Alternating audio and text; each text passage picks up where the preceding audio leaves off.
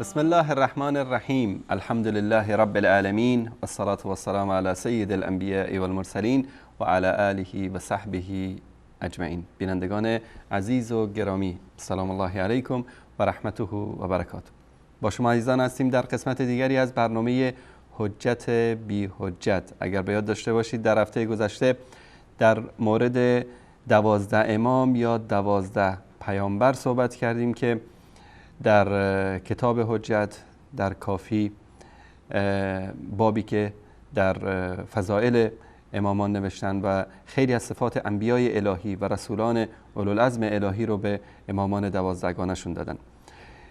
در برنامه امروز هم در ادامه همین مبحث کتاب حجت در کافی در خدمت شما عزیزان هستیم و مهمان همیشگی برنامه هم حضرت مولانا عبدالقدوس دهقان که در استودیو حضور دارن. جناب استاد خوش آمدید. بنده خدمت جناب علی و تمامی بینندگان عزیز و ارجمند عرض ادب و سلام و وقت بخیر دارم. السلام علیکم و رحمت الله و برکاته و در خدمت جناب علی هستم. زنده باشید. جناب استاد اگر دوست دارید سوالا رو باز تکرار بکنیم. میگن خر عیسی گرش به مکه بری چون بیایی امان خر باشد. فکر کنم که اینا آدم نمیشن، اما بازم اگر دوست دارید یک بار دیگه تکرار بکنید. الحمد لله رب العالمین و الصلاة و السلام علی نبینا محمد و علی آله و صحبه اجمعین. همان گونه که شما و همچنین بینندگان عزیز شاهد بودند، تا حدود یک ماه هست که تقریبا این سوالات ما تکرار میکنیم، اما ایشون نمیدونم که نمیشنوند یا اون عزیزی که براشون عزیز بود گفته بود پاسخ بدید اون خبر نداره، شفاعتی نکرده. به هر صورت این سوالات رو که داشتن رد میشدن به طرف استودیو چشمشون به این مانیتور وصال حق نیفتاده که ببینند و جواب بدن و مطمئنا هم جواب نخواهند داد این سوالات رو. جوابی نداره این سوالا. من فقط یک سوال رو تکرار میکنم، بقیه سوالات ارفاق میکنیم بهشون. از 6 سوالی که من مطرح کردم فقط یک سوال رو به صورت خلاصه من عرض میکنم. علمای شیعه، علمای زیادشون یعنی بزرگان شیعه مانند مجلسی، مانند جزایری و خیلی دیگر حتی مفید و از معاصرین بسیاری اعتراف کردند که روایات تحریف قرآن در حد روایات امامت هست. متواتر هست در حد روایات امامت. و همون کسانی که تحریف قرآن رو روایت کردند، همون افراد با همون سندها، همون مشایخ، همون شاگردان روایات تحریف قرآن رو هم دارند و روایات امامت رو هم دارند. اگر سند صحیح هست، خب سند صحیحه، با همین سند هم تحریف قرآن روایت شده و هم امامت 12 روایت شده. این گونه نمی شود که ما یکی رو بپذیریم یکی رو رد بکنیم.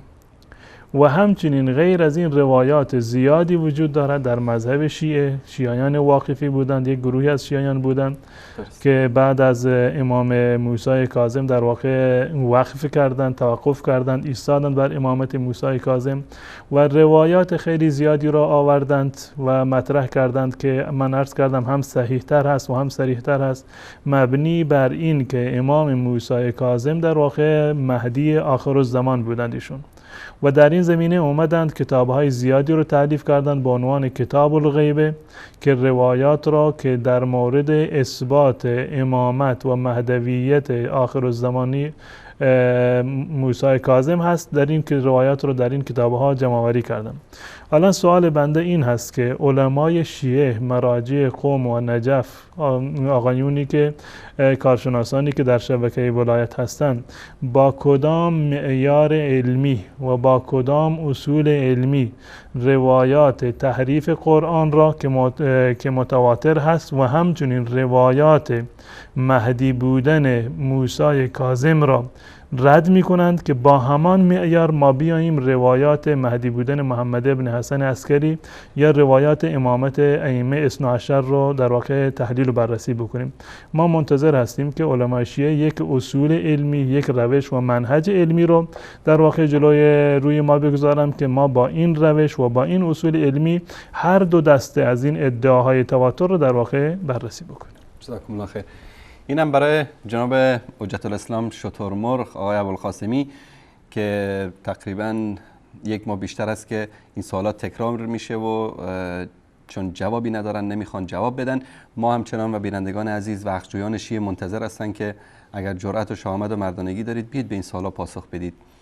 شما که ادعا می‌کردید که بحث علمی دارید و نمیدونم روایات متواتر دارید. این سوالاتی که جناب استاد مطرح کردن 6 سوال بود و بیش از 15 مورد بود که ما در برنامه‌های مختلف ذکر کرده بودیم. از بین اینا 6 سوال انتخاب شد و در برنامه امروز خدا خیرشون بده استاد از 5 سال دیگه گذاشتن 1 سال برای شما گذاشتن که همین یکی را مگر این 200 تا مرجع و استاد دانشگاه و حوزه که جمع کردید در اونجا در قم جمع بشن و یک راه حلی برای این سوال بسنجن، یک پاسخی ارائه بدن و ما همچنین منتظر خواهیم بود در برنامه‌های آینده انشالله. خدا کنه که جوابی داشته باشم برای این سوال. جناب استاد در بابی که میخوایم صحبت بکنیم عنوانش هست الحجه لا تقوم لله علی خلقه الا بامام. در برنامه گذشته من 2 باب قبلی رو که باب 61 این کتاب و 60 بودن اینا رو با هم دیگر بررسی کردیم. باب طبقات الانبیاء و الرسل و الائمه و همچنین باب الفرق بین الرسول و النبی و المحدث که این ابواب رو روایاتش رو بینندگان عزیز دیدم. تناقض و تضادهایی که در این ابواب وجود داشت من خدمت بینندگان عزیز یک بخشی رو مطرح کردم. روایاتی رو که در این باب تصریح کرده بودن و روایات صحیح این باب در واقع تصریح کرده بود بر تحریف بودن قرآن و دستکاری شدن قرآن، اینو من خدمت بینندگان عزیز معرفی کردم. و از این ابواب نهایتا آقای علامه مجلسی در واقع حیران شده بود، گفت که من که تفاوتی رو در میان رسول و نبی و امام پیدا نکردم. و ما سوال کردیم اگر کسی از بینندگان چون این تفاوتی رو پیدا کرد ما را اطلاع بده و حداقل آقای مجلسی که شاید نمیشنوند حداقل روی سنگ قبرشون بنویسند که تفاوت نبی و رسول و امام در واقع این بود که شاید هم به دردشون بخوره در روز قیامت. اما واقعیت این است که با توجه به این روایات و با توجه به تضادی که این روایات دارند و با توجه به روایات متضاد و مختلفی که در این روایات هست و تحریف قرآن که در این روایات گنجانده شده و ابهامی که در این روایات هست، به هیچ عنوان انسان عاقلی نمیتواند که هیچ گونه تفاوتی رو در میان رسول و نبی و محدث یا امام در واقع پیدا بکنند. اینا اومدند یک جایگاهی رو به عنوان امامت ساختند و یک ویژگی هایی رو براش در واقع بیان کردند که به هیچ عنوان ویژگی های امامت با ویژگی های نبوت هیچ گونه تفاوتی رو ندارند.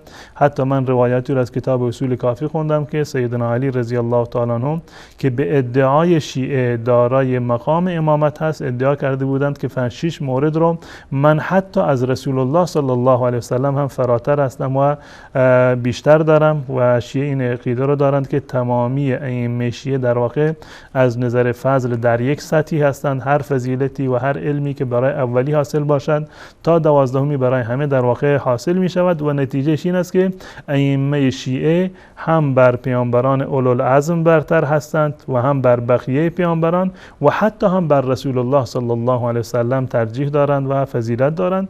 و این عقیده ای هست که من گمان نمی کنم که هیچ انسان مسلمانی که یک ذره عقلی داشته باشد، با قرآن و حدیث آشنایی باشد، با شریعت اسلامی آشنایی داشته باشد، چون این قضیه رو در واقع بتواند که بپذیرد. تضاد 100% دارد با آیات قرآن و احادیث رسول الله صلی الله علیه وسلم و حتی گفتار ائمه رضی الله تعالی عنهم اجمعین، امام علی رضی الله تعالی عنه، باقر، جعفر صادق و بقیه که من از کتاب نهج البلاغه و همچنین از کتاب بحار الانوار در جلسات گذشته مطالبی رو به نقل از این بزرگواران خدمت بینندگان عزیز من بیان کردم.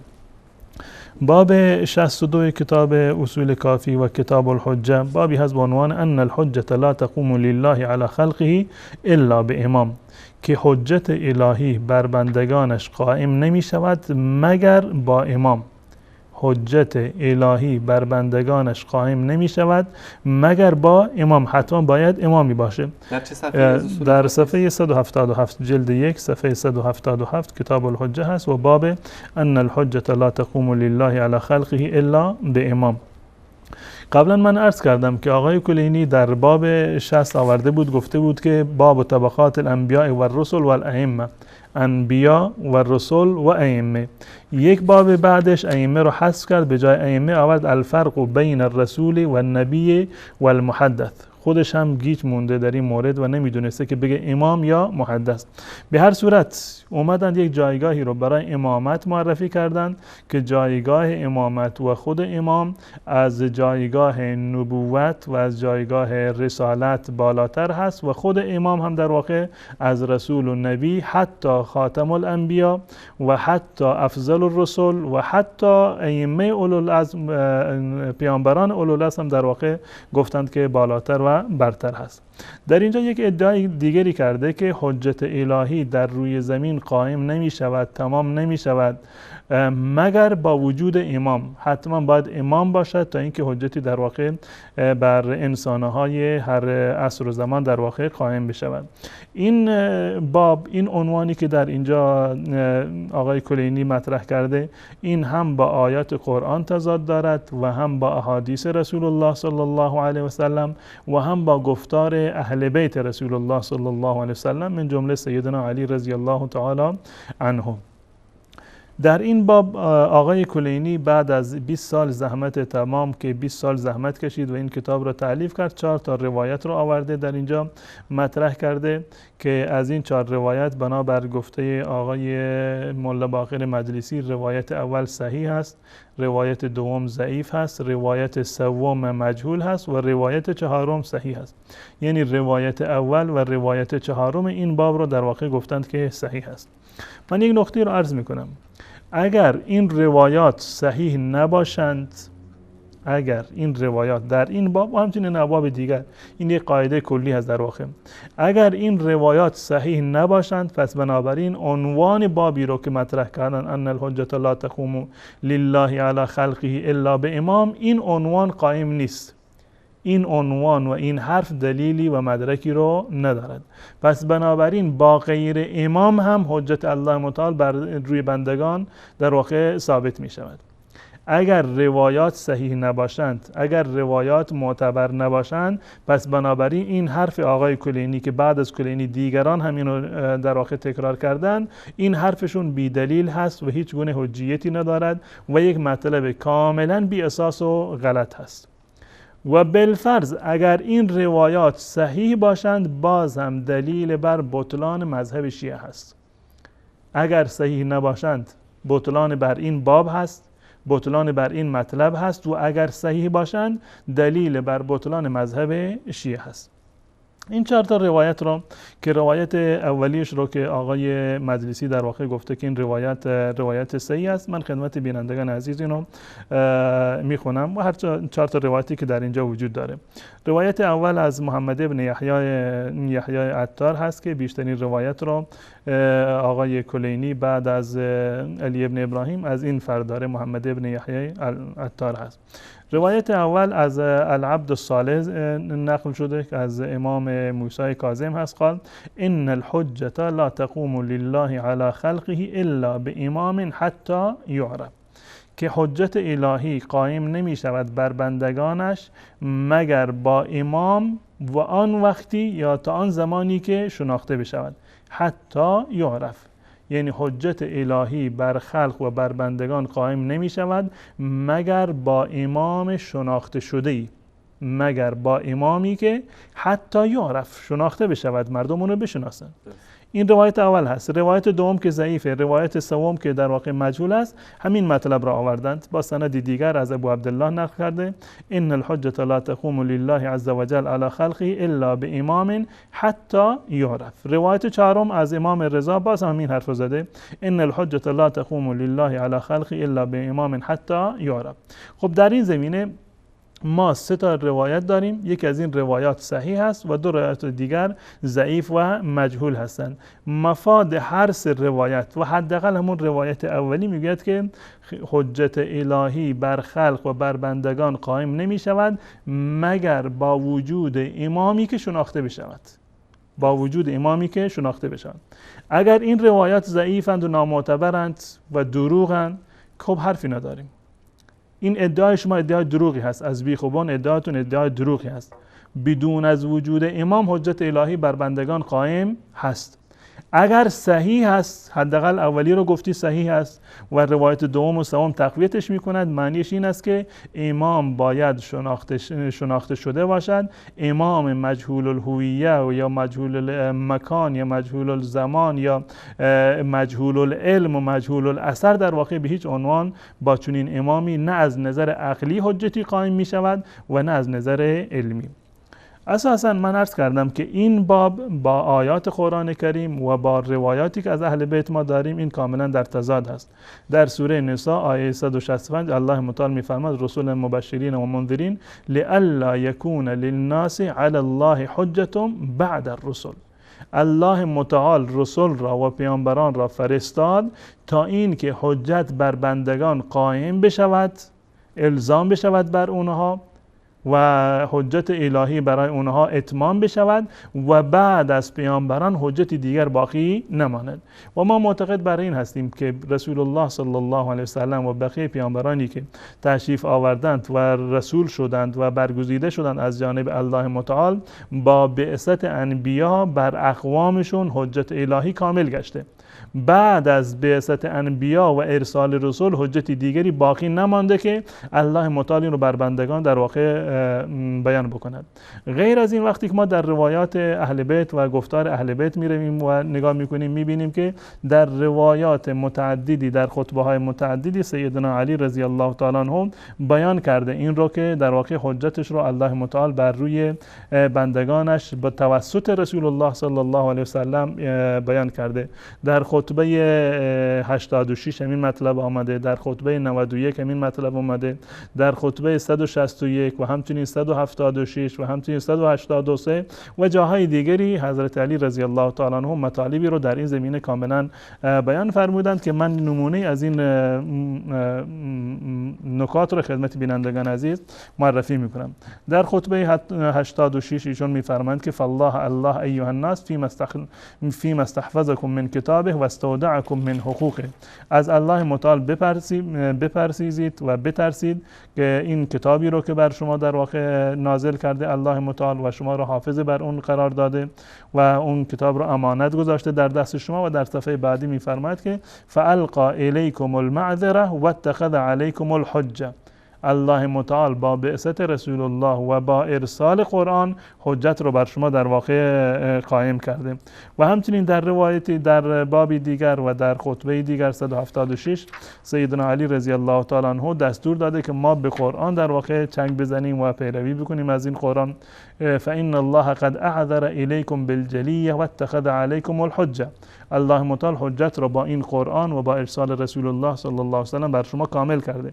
و علموا ان هذا القرآن هو الناصح الذي لا يغش. این قرآن ناصحی هست، خیرخواهی هست که فریب نمیدهد. و الهادی الذی لا یضل و راهنمایی هست که گمراه نمی کند. و المحدث الذی لا یکذب و گوینده هست که فریب نمیدهد. و علموا، این من به ترتیب نمیخونم اینها رو. وعلموا انه ليس على احد بعد القرآن من فاقه. کسی بعد از قرآن فاقه‌ای را ندارد. ولا لاحد قبل القرآن من غنا. کسی دیگر قبل از قرآن غنی نیست، نیازمند قرآن است. فاستشفوه من ادوائکم واستعینوا به علی لأوائکم. در مرضهای خودتون، سختیهای خودتون از این قرآن استفاده بکنید، طلب کمک بکنید. فإن فيه شفاء من اکبر الداء وهو الكفر والنفاق والغی و الضلال. که این قرآن در واقع شفای بزرگترین درد هست که من درد کفر و نفاق و ضلالت و گمراهی هست. فاسأل الله به. با قرآن از مردم سوال بکنید، یعنی این قرآن وسیله شما باشد، توسل بکنید به این قرآن. و توجه الیه بحبه. و متوجه بشوید و توسل بکنید به طرف به الله متعال با محبت این قرآن تا مطالب دیگری که در این زمینه آورده. و همچنین در خطبه 183 ایشان میفرمایند که فالقرآن آمر زاجر و صامت ناطق حجت الله علی خلقه. قرآن حجت الهی بر خلقش است. با توجه به این خطبه هایی که من درس کردم و با توجه به آیاتی که خدمت بینندگان عزیز من تلاوت کردم، این باب اساساً هم با قرآن تضاد دارد، زیرا که قرآن در واقع رسول و پیامبران الهی را آخرین حجت های الله متعال معرفی کرده و در هیچ جا نگفته که حجت باید با امام در واقع اتمام بشه، که گفته که با انبیا و رسول الهی در واقع حجت تمام شده. و همچنین سیدنا علی رضی الله تعالی عنه در فرازه هایی از گفتار خودشون، خطبه های خودشون همیشه این مطلب را بیان کردند که با رسول الله صلی الله علیه و سلم حجت کامل شده، قرآن برای شما حجت هست، بعد از رسول الله صلی الله علیه و سلم دیگر در واقع وحی منقطع شده، حجت دیگری وجود نداره. بالفرض این که این روایات رو که یعنی بگذاریم از تضادی که این باب با آیات قرآن و با گفتار اهل بیت رسول الله صلی الله علیه و سلم دارم، عرض کردم که از میان 4 روایت 3 روایتش میگویند که حجت قائم نمی شود مگر با امام، اونم امامی که باید شناخته بشود، الا به امام حتی یعرف، باید در واقع شناخته بشود. اما واقعیت این است که شیعیان اهل بیت به صورت کلی در طول تاریخ، یعنی شیعیانی که پیرو اهل بیت بودند، چه شیعیان علی، شیعیان حسن، شیعیان حسین، زین العابدین، باقر، صادق و تمام شیعیان دیگری که در طول تاریخ در واقع بودند، این شیعیان حجت‌های دیگری را غیر از اثنا عشر داشتند. حتی پیروان خود ائمه حجت‌هایی رو داشتند که غیر از این بوده، معتقد به امامت و حجیت انسان‌های دیگری بودند غیر از اون چیزی که امروزه شیعیان اثناعشری در واقع به آن معتقد هستند. یعنی پس امامان دیگری رو داشتند، یعنی هر امامی که از دنیا میرفت پیروانش و شیعیانش حتی افراد نزدیکش معتقد به امامت افراد دیگری بودند غیر از اون چیزی که امروزه شیعیان معتقد به آن هستند و در سلسله سند خود و این سلسله امامت اثناعشر دارند. پس بنابراین حتی شیعیان ائمه هم بر حجت مشخصی اتفاق نظر نداشتند. این 12 نفری که شیعیان اثنا عشر اونها رو حجت میدونند، امام خودشون میدونند، شیعیان غیر اثنا عشر که جمعیتشون بیشتر بوده در طول تاریخ، نزدیکتر به ائمه بودند، به هیچ عنوان این ائمه اثنا عشر را به این ترتیب حجت در واقع نمیدونستند. غیر از این وقتی که ما برمیگردیم، بالفرض ما قبول کردیم که حجت الهی بر بندگان قائم نمی شود مگر با امامی که زنده باشد و مردم او را بشناسند، حتی یعرف، مردم او را در واقع بشناسند. الان سوال در اینجا هست، در طول این 12-13 قرن چند نفر مهدی را شناختند؟ چند نفر مهدی را شناختند؟ این روایات صحیح شما بالفرض ما قبول بکنیم که صحیح است که بیچ عنوان صحیح نیست. من عرض خواهم کرد چرا صحیح نیست. بالفرض این که عرض کردم اگر صحیح باشد مذهب شما باطل هست و اگر صحیح نباشد حرف شما باطل هست. اهلها مر. بله، هر دوتاشون در واقع یعنی خوشایند نیست برای شیعه. بالفرض این که ما قبول بکنیم که امام باید زنده باشد، مردم او را بشناسند، مردم رو باید بشناسند. چند نفر از شیعیان اثنا عشری در طول تاریخشون این 12-13 قرن بعد از وفات یا بعد از وفات حسن عسکری و غیبت فرزندشون گونه که ادعا میکنند، چند نفر امام خودشون رو میشناسند؟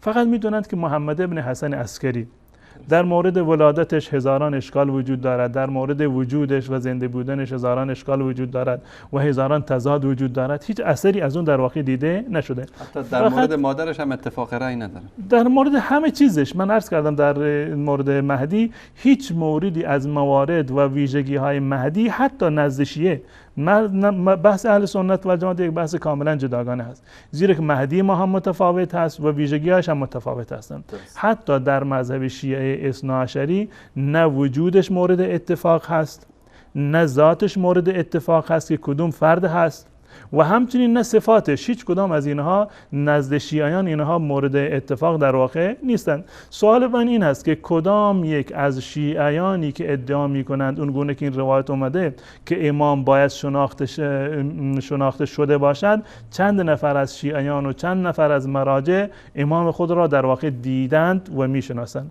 و جالبی هست که کلیپی رو که شما پخش کرده بودید از آقای قزوینی میگفتند که امام زمان در واقع ازدواج کرده با یک دختر تهرانی، منتها امکان دارد که حتی زن و بچهش هم نفهمند که ایشون امامه.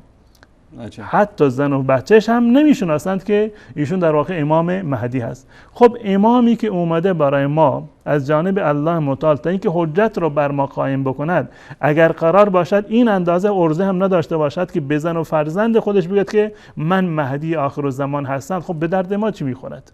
وقتی که زن و فرزندش خودشون نمیشناسن، پس ما از کجا بشناسیم؟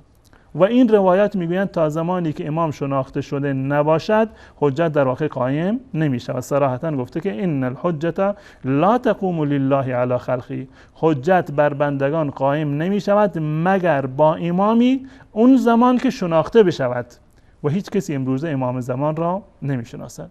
این چیزی که شیعه ها میگویند که محمد ابن حسن عسکری، خب همه شنیدند این ادعا را، اما محمد ابن حسن عسکری کی هست؟ کجا هست؟ وجود دارد یا وجود ندارد؟ دلیلی برای امامتش هست یا نیست؟ دلیلی برای ولادتش هست یا نیست؟ دلیلی برای زنده ماندنش تا کنون هست یا نیست؟ اینها تمام موردی هستند که مجهول هستند. یعنی مجهول در واقع همون عنوانی رو که دوستان گذاشتن الامام المجهول عجل الله تعالی، یعنی جهالته باید بگیم دیگه، خدا این جهالت رو از ایشون رفع بکنه. این امام در واقع زمان هست برای این زمان، آخر الزمان. این دو مطلب. مطلب سوم، هدف از وجود امام چی هست؟ امامی که باید شناخته شده باشد اتمام حجت هست. تا امروز کدام حکم شرعی رو ما از امام 12 گرفتیم؟ امام اومده که احکام شرعی رو به ما یاد بده، قرآن رو برای ما بیاره، گفتار اهل بیت رو و اون چیزی که واقعا پیش الله متعال دین و شریعت از اون رو برای ما اثبات بکنه. کدام حکم شرعی را شیعیان امروزه از امام خودشون گرفتن؟ یا این که امام زمان در طول این سالیانی که به دنیا اومده و میگویند که وجود دارد حجت را بر چند نفر قائم کرده، چند مورد از موارد دینی و شرعی و احکام شرعی رو برای مردم بیان کرده.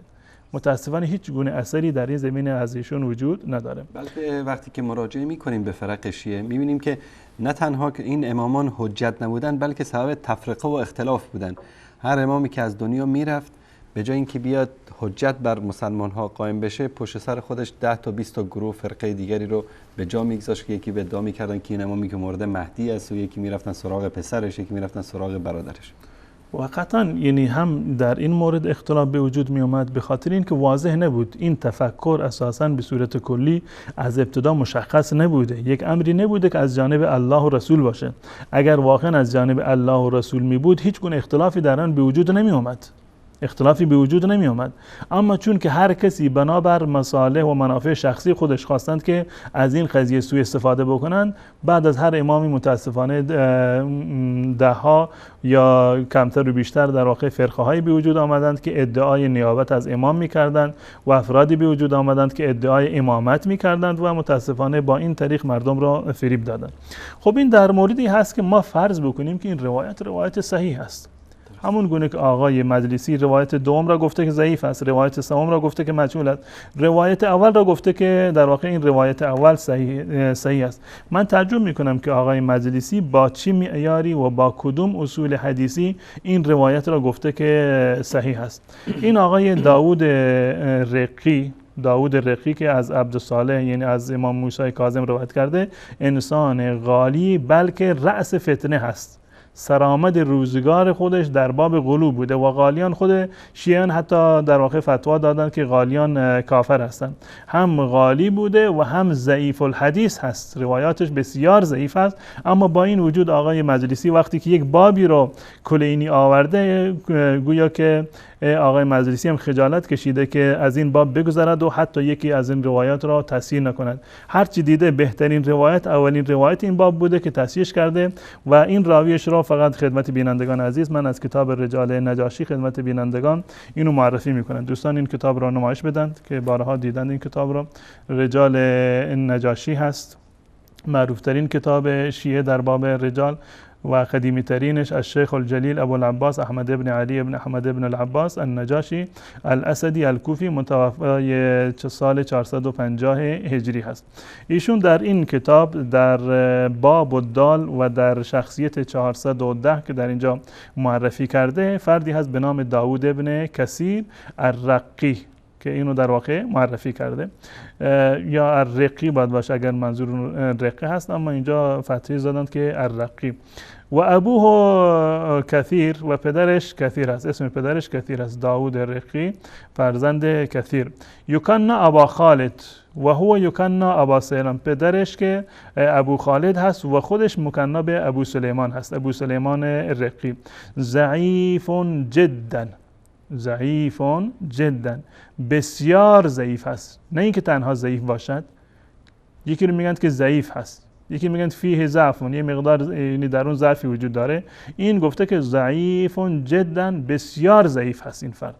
والغلات تروی عنه، و غالیان از اون روایت میکنن. بنابر اون چیزی که کشتی در کتاب خودش باز نقل کرده، این رأس غلات زمان خودش بوده، بلکه رأس فتنه و سرآمد روزگارش در بحث غلات بوده. غلات یعنی انحراف کسانی که دین شیعه را و دین در واقع ائمه شیعه را به انحراف کشاندند و غلو و افراطی رو در اون اضافه کردند. جالب اینجاست میگه قال احمد بن عبدالواحد، احمد بن عبدالواحد میاد که قل ما رأیت له حدیثا سدیدا، کمتر برای این آقا من حدیث راستی رو دیدم، بسیار کم هست، یا اینکه اصلا ندیده باشم. قل ما رأیت له حدیثا سدیدا، من از این آقا یعنی حدیث راست و درستی را خیلی به ندرت در واقع دیدم. این آقای در واقع داوود ابن کثیر رقی همون کسی هست که روایت اول این باب را در واقع آورده. دوستان نمایش بدن اصل کتاب اصول کافی را محمد ابن یحیی عطار از احمد ابن محمد ابن عیسی از ابن ابی عمر که قبلا این رو معرفی کردیم، همچنین حسن ابن محبوب را عن داوود الرقی. این داوود رقی همین داوود ابن کثیر در واقع رقی هست که عرض کردم که بسیار ضعیف است. اما باز هم آقای مجلسی در واقع اومده و گفته که این روایت در واقع روایت صحیحی هست و در واقع خجالت کشیده از این که بگوید که در این باب هیچ گونه روایت صحیحی وجود نداره. افراد دیگری هم در مورد این داوود رقی در واقع اظهار نظر کردند.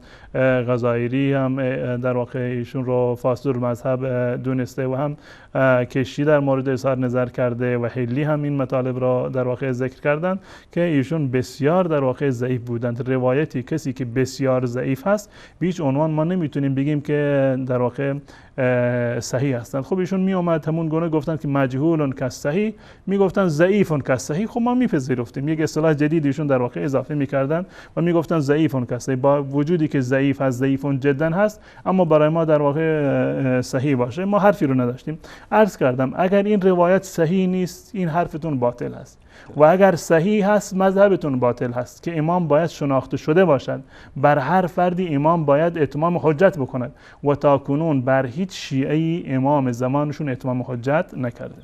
این رجال ابن غزایری رو فرمودید، من اتفاقا همینجا عکس این کتاب رو پیدا کردم، دوستان اگر نشون بدن، خیلی حرفای جالبی نوشته در این مورد. اینم شناسنامه‌اش که در قم چاپ شده.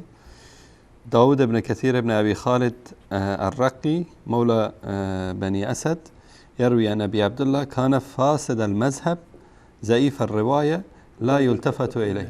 یعنی فاسد المذهب بوده، ضعیف الروایت هست، یعنی روایاتی که این آقا در اون باشه ضعیف هست. لا یلتفت علیه، اصلا اهمیتی نداره، بهش نگاه نمی کنند، به این آقا توجه هم نمیشه در باب روایت. اما یعنی جای تعجب هست که آقای مجلسی روایت چنین فردی رو آورده و به عنوان بهترین روایت این باب که گفته بوده که صحیح هست اینو معرفی کرده. این مرآة العقول است دوستان، اگر که نشون بدن، جلد دوم کتاب مرآة العقول فی شرح اخبار آل الرسول از همین آقای ملا باقر مجلسی که میریم در صفحه 293 ان الحجة لا تقوم لله على خلقه الا بامام. محمد ابن یحیی عطار از داود رقی عبد الصالح روایت میکنه که در اینجا آورده الحدیث الاول صحیح، یک انسان فاسد المذهب ضعیف الروایه رو حدیثش رو میگه که صحیح هست.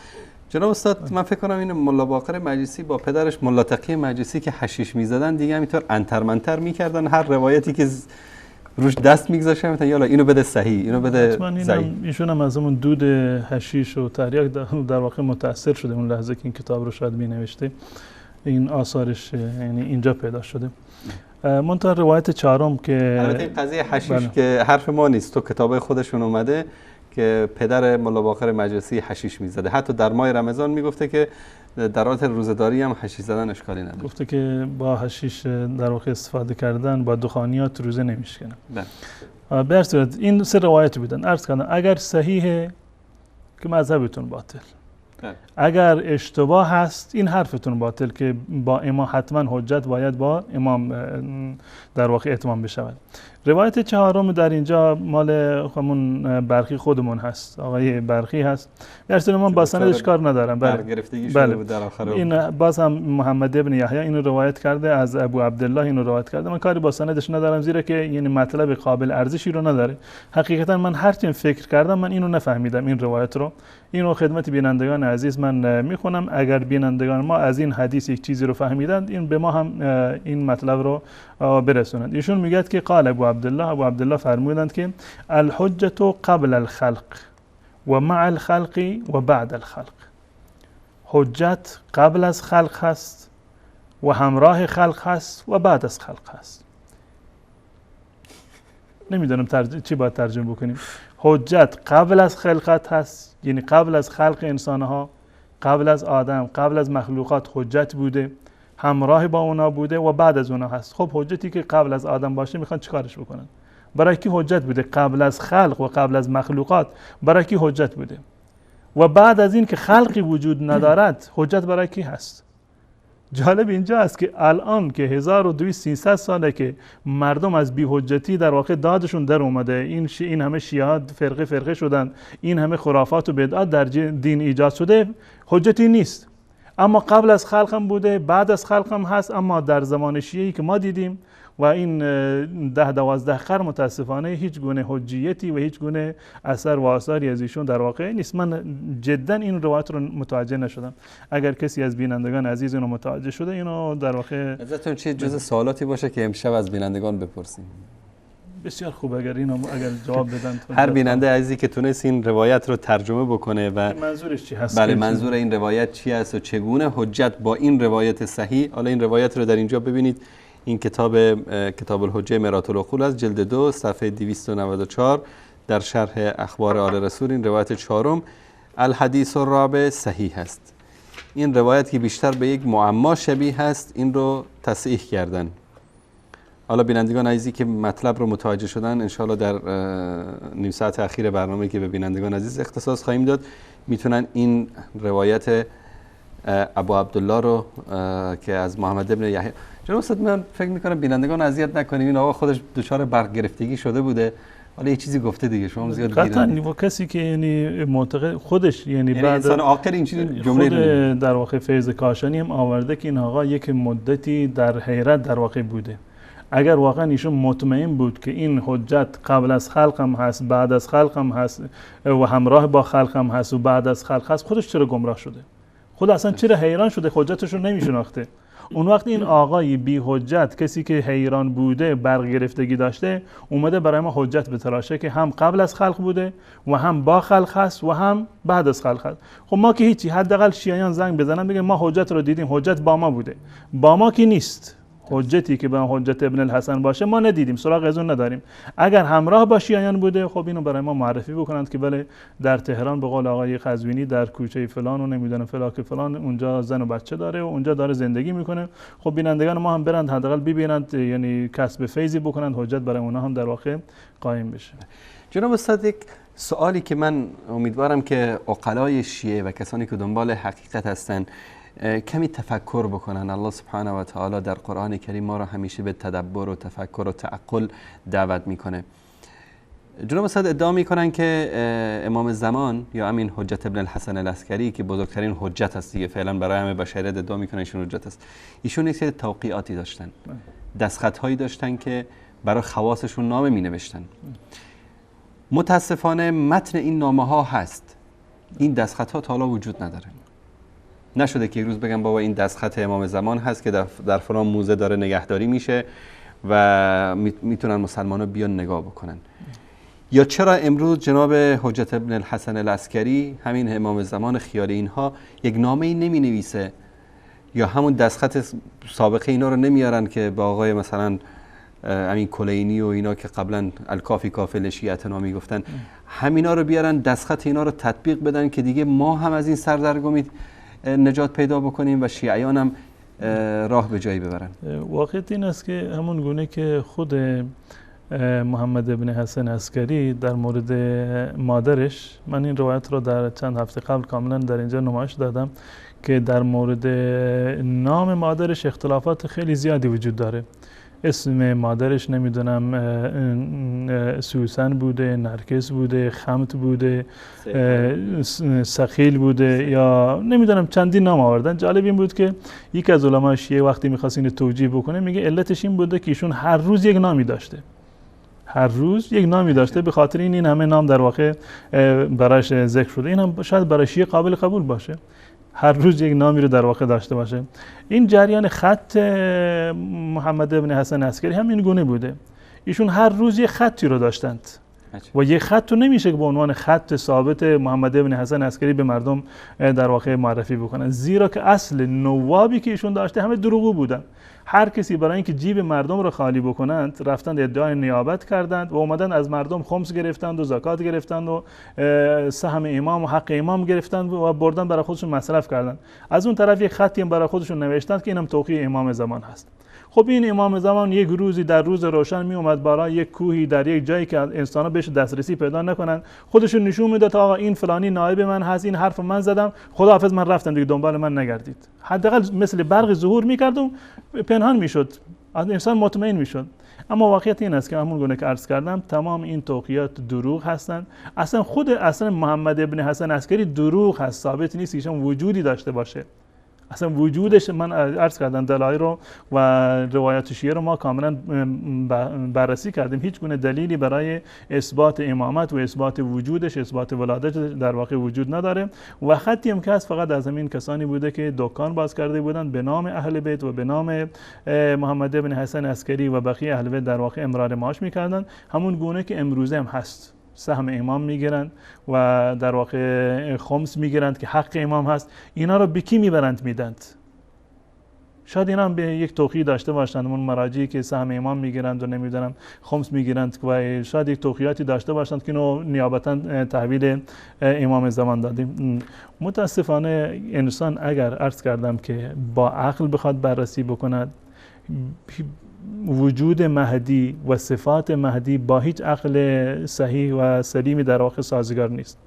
از نظر علمی بخوان بررسی بکنند هیچ گونه دلیلی برای اثبات مهدی محمد بن حسن عسکری در واقع وجود ندارد، مگر این که افراد در واقع سوجی اومدند و از احساسات مردم، محبتی که اساساً با اهل بیت رسول الله و با شخص رسول الله صلی الله علیه و سلم دارند سوء استفاده میکنند و عقول مردم را در واقع به بازی گرفتند برای اینکه خودشون سوجویی بکنند و امرار معاش بکنند. جزاکم الله خیر.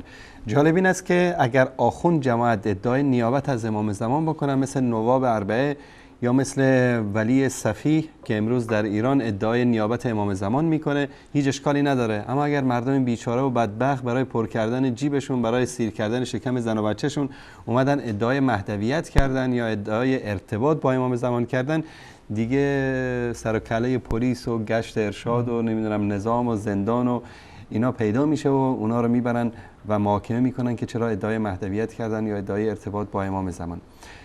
بر صورت میان برنامه میبینیم، شاید هم در مورد امام زمان باشه. احمد آقا من میان برنامه‌ای که آماده میکنم مرتبط با موضوعات برنامه است.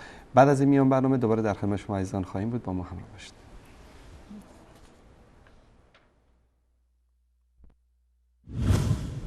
امام زمان آدمکش. آخوند دانشمند، نگید امام زمان آدم میکشه. اولا من یه جمله بگم به شما جوانها، عینک هاتون رو نسبت به امام زمان عوض کنید. بعضی ها حجت ابن الحسن رو سلام الله علیه رو العیاذ بالله با دیده قصاب نگاه میکنن. آقا میاد گردن میزنه، سرا رو میپرونه. خب حالا به یه جوون بگیم آقا دعا کن برای آقایی که میخواد بیاد بکشده، جوون دعا میکنه؟ من نمیگم وقتی آقا میاد کسی کشته نمیشه، ولی به قول استاد ما یک سری احادیث، این احادیث اسرائیلیات یهودیا درست کردن که ما از امام زمان فاصله بگیریم، بترسیم از امام زمان.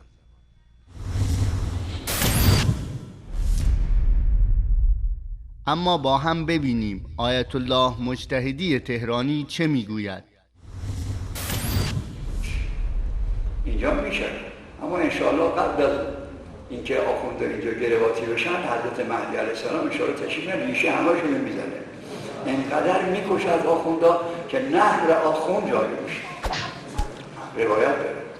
روایت داره حضرت مهدی علیه السلام تشریف بیاره انقدر از ماها میکشه شما که دیگه حساب نداره، آخونده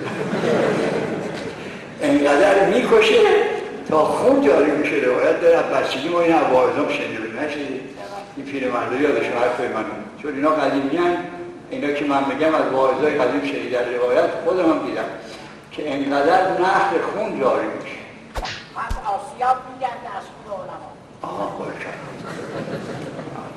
حالا ببین چقدر وقت اون آخوند ژیگولی که امام زمان میکشتش میگه اینجا نره، اینجا قدیمی فکر میکنه، چقدر خره در اینجا قدیمی فکر میکنه. بهش بگو اقبال من فوره گفت خیلی خره.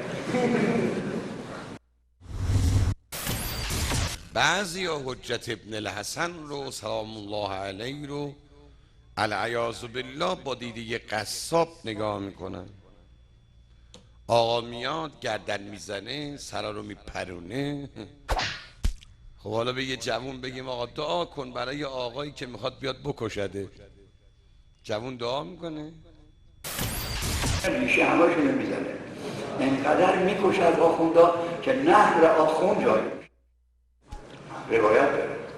روایت داره حضرت مهدی علیه السلام تشریف بیاره انقدر از ماها میکشه شما که دیگه حساب نداره، آخونده داره. بعضی ها حجت ابن الحسن رو سلام الله علیه رو العیاذ بالله با دیده قصاب نگاه میکنن. آقا میاد گردن میزنه، سرا رو میپرونه. خب حالا به یه جوون بگیم آقا دعا کن برای آقایی که میخواد بیاد بکشده، جوون دعا میکنه؟ ریشه همه‌شون میزنه، انقدر میکشه از آخوندا که نهر آخوند جاری میشه. روایت داره حضرت مهدی علیه السلام تشریف بیاره انقدر از ماها میکشه شما که دیگه حساب نداره، آخونده داره. آقای دانشمند میگوید روایاتی که خوناشام بودن امام زمان را ثابت می کند اسرائیلیات است و یهودیان ساختند. اکنون با هم بنگریم که این یهودیان چه کسانی هستند. از ابو جعفر نقل شده که گفت اگر مردم می دانستند که قائم هنگام خروج چه کار خواهد کرد، بیشترشان دوست نداشتند او را ببینند. از مردمانی که می کشد و او با کشتن قریش شروع می کند و جز شمشیر چیزی رد و بدل نمی شود، تا جایی که بسیاری می گویند که این از آل محمد نیست وگرنه مهربان بود. بهار الانوار جلد 52 صفحه 354، الغیبه نعمانی صفحه 238، الزام الناصب جلد 2 صفحه 247. از ابو جعفر نقل شده که گفت اگر مردم بدانند که امام قائم وقتی ظهور کند چه خواهد کرد، اکثر آنان آرزو می کردند که کاش او را نبینند، از بس که مردم را می کشد. حتی بسیاری از مردم خواهند گفت این از آل محمد صلی الله علیه و آله و سلم نیست، اگر از آل محمد می بود رحم می کرد. بهار الانوار جلد 52 صفحه 353، الغیبه صفحه 153. از ابو عبدالله نقل شده که گفت وقتی که قائم آل محمد صلی الله علیه و سلم خروج کند، 500 نفر از قریشیان را جمع می کند و گردن آنها را می زند و سپس 500 نفر دیگر را نیز جمع می کند و گردن آنها را نیز می زند و این کار را 6 بار تکرار می کند، یعنی 3000 نفر، و گفته شده که تعداد قریشیان 3000 نفر بوده است. چون این روایت در آن زمان بوده و آن زمان تعداد قریشی ها اندک بوده، به این دلیل تعجب کرد. گفت آری، خود و موالی آنها این تعداد هستند. بهار الانوار جلد 52 صفحه 338، الارشاد مفید جلد 2 صفحه 383، روضة الواعظین صفحه 265، الغیبه نعمانی صفحه 240. بینندگان عزیز، امام زمان که از دیدگاه خود آقایان انسانی وحشی صفت و خوناشام و خونریز است، به گونه‌ای که روی حجاج و چنگیز و هیتلر را سفید می کند، آیا دعای فرج و ظهور چنین موجود خوناشامی حماقت نیست؟ قضاوت با شماست.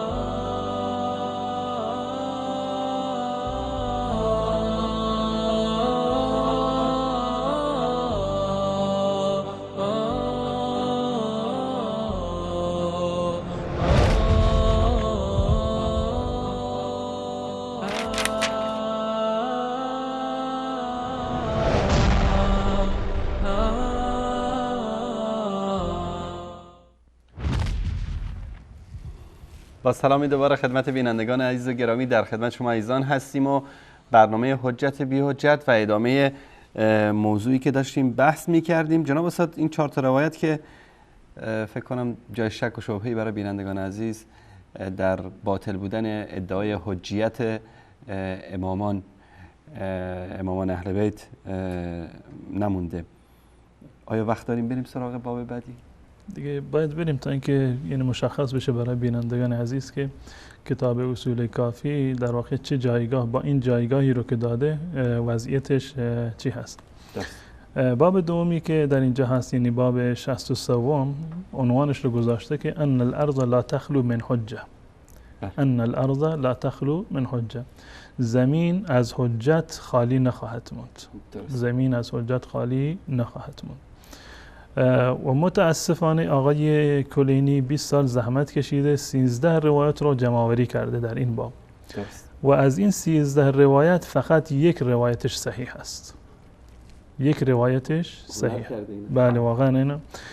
باز همون حرفی رو که من در مورد باب قبلی زدم در مورد این باب هم عرض میکنم. اگر این روایات صحیح باشد دال بر بطلان مذهب شما هست و اگر صحیح نیست دال بر بطلان این ادعایتون هست. یکی از این دو حرف رو باید قبول بکنند، یا بطلان مذهب یا بطلان این ادعا و این باب. در میان این باب روایاتی که هست در اینجا آورده میخواسته همین مطلب را اثبات بکنه که ان الارض لا تخلو من حجه، زمین از حجت در واقع باقی یعنی خالی نمیماند. در میان این 13 روایتی که در این باب وجود دارد عرض کردم که فقط یک روایت، اونم عرض خواهم کرد که معنیش چی هست اون یک روایت رو، فقط یک روایت یعنی روایت 5 این باب در واقع صحیح است. بقیه روایات 12 روایت دیگرش در واقع صحیح نیستند. غیر از این روایت اول و دومش رو هم حسن گفتن. روایت اول و دومش رو حسن، اول حسن هست، دوم رو گفته حسن کل موثق، اینو در واقع حسنون موثقون اینو گفته و بقیه روایتش تقسیم بر 2 هستند. یعنی یک روایت صحیح، 2 روایت دیگر حسن، میمونه 10 روایت دیگر. اونا رو تقسیم بر 2 بکن، نصفشون ضعیف نصفشون مجهول، نصفشون ضعیف و نصفشون مجهول. یعنی روایت 4 و 6 و 9 و 12 و 13 ضعیف هستند، روایت 3 و 7 و 8 و 10 و 11 مجهول هستند. روایت 5 گفته صحیح، روایت اول و دوم هم گفته که در واقع حسن هستند. عرض کردم اگر این روایات صحیح باشند مذهب شیعه باطل هست، اگر نادرست باشند، غیر معتبر هستند، این حرف و این ادعا در واقع باطل هست و ما در مورد بطلان هر دوتاشون هیچ گونه شک و شبهه‌ای رو در واقع بنده ندارم و هر روز که بیشتر این کتاب را و کتاب‌های دیگر شیعه را مطالعه می‌کنم به این حقیقت و این در واقع اصل من بیشتر در واقع مطمئن میشم. با هم دیگر نگاه می‌کنیم که در این دو روایات، حداقل روایاتی رو که صحیح و حسن هستند در این باب چی گفتند. روایاتی که صحیح و حسن هستند، روایاتی که مجهولند، روایاتی که ضعیف هستند اونها در واقع بماند. و جالب اینجا است که در مذهب شیعه بیشتر روایاتی رو که تضعیف میکنند به خاطر اینکه ضعف خیلی شدیدی رو دارند. در میان اهل سنت و الجماعت احتمال داره که طرف چون که حافظش در واقع یک مقدار ضعیف بوده، حافظه‌اش در واقع تلقیش این مقدار ضعیف بوده، گفتند که این راوی چکار هست؟ ضعیف هست. اما بیشتر کسانی که در مذهب شیعه ضعیف هستند به خاطر انحرافات اعتقادی که داشتند، چون که جزء غلات بودن، در واقع گفتند که این روایت در واقع ضعیف هست یا اینکه بسیار ضعیف هست و قابل جبران و قابل ترمیم در واقع نیستند. خب روایت اول میگوید که عدة من اصحابنا، عدة من اصحابنا. این عدة من اصحابنا رو من بارها و بارها عرض کردم که از آقای ابوالقاسمی یا هر کسی دیگری که در واقع آشنایی داره با کتاب شیعه این عدة من اصحابنا رو از کلام کلینی برای ما تفسیر بکنند که در کجای کتاب کافی آقای کلینی یا در جای دیگری گفته باشه که منظور من از عدة من اصحابنا از احمد ابن محمد یا از دیگران فلانی و فلانی و فلانی هستند. چون این چیزی از نظر علمی ثابت نیست، بنده که ندیدم.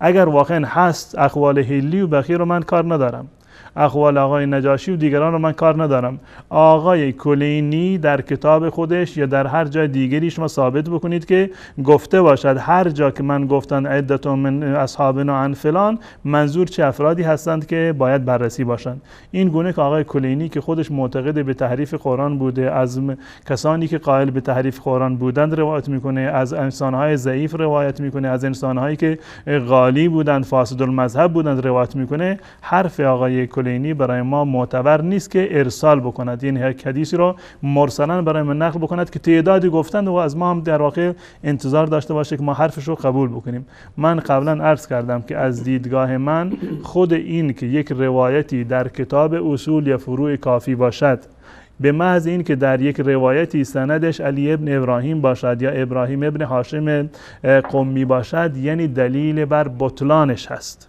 دلیل بر بطلان این روایت است. کتاب اصول کافی برای من به اندازه سر سوزنیم ارزش ندارد. کلینی، علی ابن ابراهیم قمی و پدرش و بقیه رواتش که قرآن ما را تحریف شده میدونند، هیچ ارزشی برای قرآن در واقع قائل نیستند. کسانی که اومدن اهل بیت رسول الله صلی الله علیه وسلم را و در رأس همه خود رسول الله صلی الله علیه وسلم را و ناموسش را متهم قرار دادند، کسانی که اومدن غلو ایجاد کردند، افراط آوردند، بدعت آوردند، انحراف آوردند از مسیر اسلام، اینها به هیچ عنوان برای ما ارزش علمی ندارند. نه ارزش علمی دارند و نه ارزش اخلاقی و هیچ گونه منزلتی رو نزد مسلمانان نخواهند داشت. اما آقایونی که اومدن این افراد جزء بزرگان مذهب خودشون در واقع قبول کردن، ما مجبور هستیم که برای اونها در واقع این روایات رو بررسی سندی بکنیم و محتوایشون رو برای بینندگان عزیز ما بیان بکنیم. میگه عدة من اصحابنا، این هم از احمد ابن محمد ابن عیسی، از محمد ابن ابی عمر، از حسین ابن ابی العلا، اینو نهایتا نقل کرده از ابی عبدالله. تکون الارض لیس فیها امام، سوال کرده از امام ابو عبدالله، آیا زمین این گونه خواهد ماند؟ تکون الارض لیس فیها امام، زمین خواهد ماند، این گونه خواهد بود که در زمین امامی نباشد؟ قال لا، ایشون فرمودند که نه. قلت یکون امامان، دو تا امام میشه در یک زمان باشد؟ قال لا، نمیشه دو تا امام در یک زمان باشد الا و احدهما صامتون، یکی از این دوتا باید لال باشه. اگر دو امام در یک زمان باشه یکیشون باید صامت باشه. صامت یعنی خاموش، روشن نباشه، حرف نزنه، باید در واقع ساکت باشه و اجازه حرف زدن را نداره. خب این یکی از روایاتی هست که بهترین روایت هست و بنابراین که در خود کتاب اصول کافی در مقدمش آوردند که معمولا اولین روایت صحیح ترین روایت هست که آقای مدرسی گفته که این روایت حسنی هست. در این روایت حسن آمده که امام زمین بدون امام نخواهد بود، حتما باید امامی در روی زمین باشد. سوال شده که آیا دو امام در یک زمان خواهند بود؟ بود؟ گفته نه، به هیچ عنوان دو تا امام در یک زمان در واقع دو خدا و امکان پذیر نیست، با هم دیگه دعوا میکنن، مگر اینکه یکیشون کوتاه بیاد و ساکت باشه. مگر این که یکیشون کوتاه بیاد و در واقع ساکت باشه.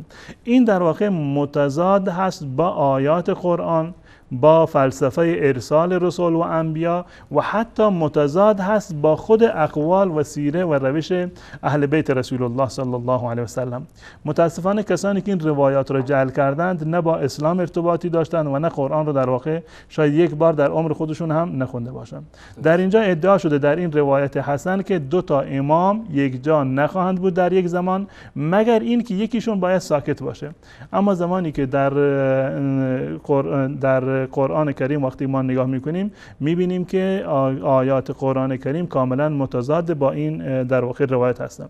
در این روایت اومده که زمین به هیچ عنوان در هیچ زمانی بدون امام باقی نخواهد ماند. غیر از این روایت دیگری هم در این باب که هست که همین مطلب رو میرسونند که اگر زمین بدون امام باشد اصلا خسف میشود، اصلا در زمین فرو میرود و نظام زندگی در واقع به هم میخورد. اما در قرآن کریم صراحتا الله متعال در سوره مائده آیه 19 میفرماید که قد جاءکم رسولنا یبین لکم. قد جاءکم رسولنا خطاب هست به در واقع تمامی مسلمانان مخاطبان قرآن که رسول ما پیش شما اومده، یعنی رسول الله صلی الله علیه و سلم، سیدنا محمد صلی الله علیه و آله و سلم. قد جاءکم رسولنا یبین لکم، اومده که برای شما بیان بکند احکام الهی را، پیام الهی را به شما برساند. علی فترة من الرسل، علی فترة من الرسل، بعد از انقطاع پیامبران، یعنی یک مرحله بعد از حضرت عیسی علیه السلام تا رسول الله صلی الله علیه وسلم پیامبری وجود نداشته، امامی وجود نداشته، حجتی وجود نداشته. اگر وجود داشته بیایید برای ما معرفی بکنید.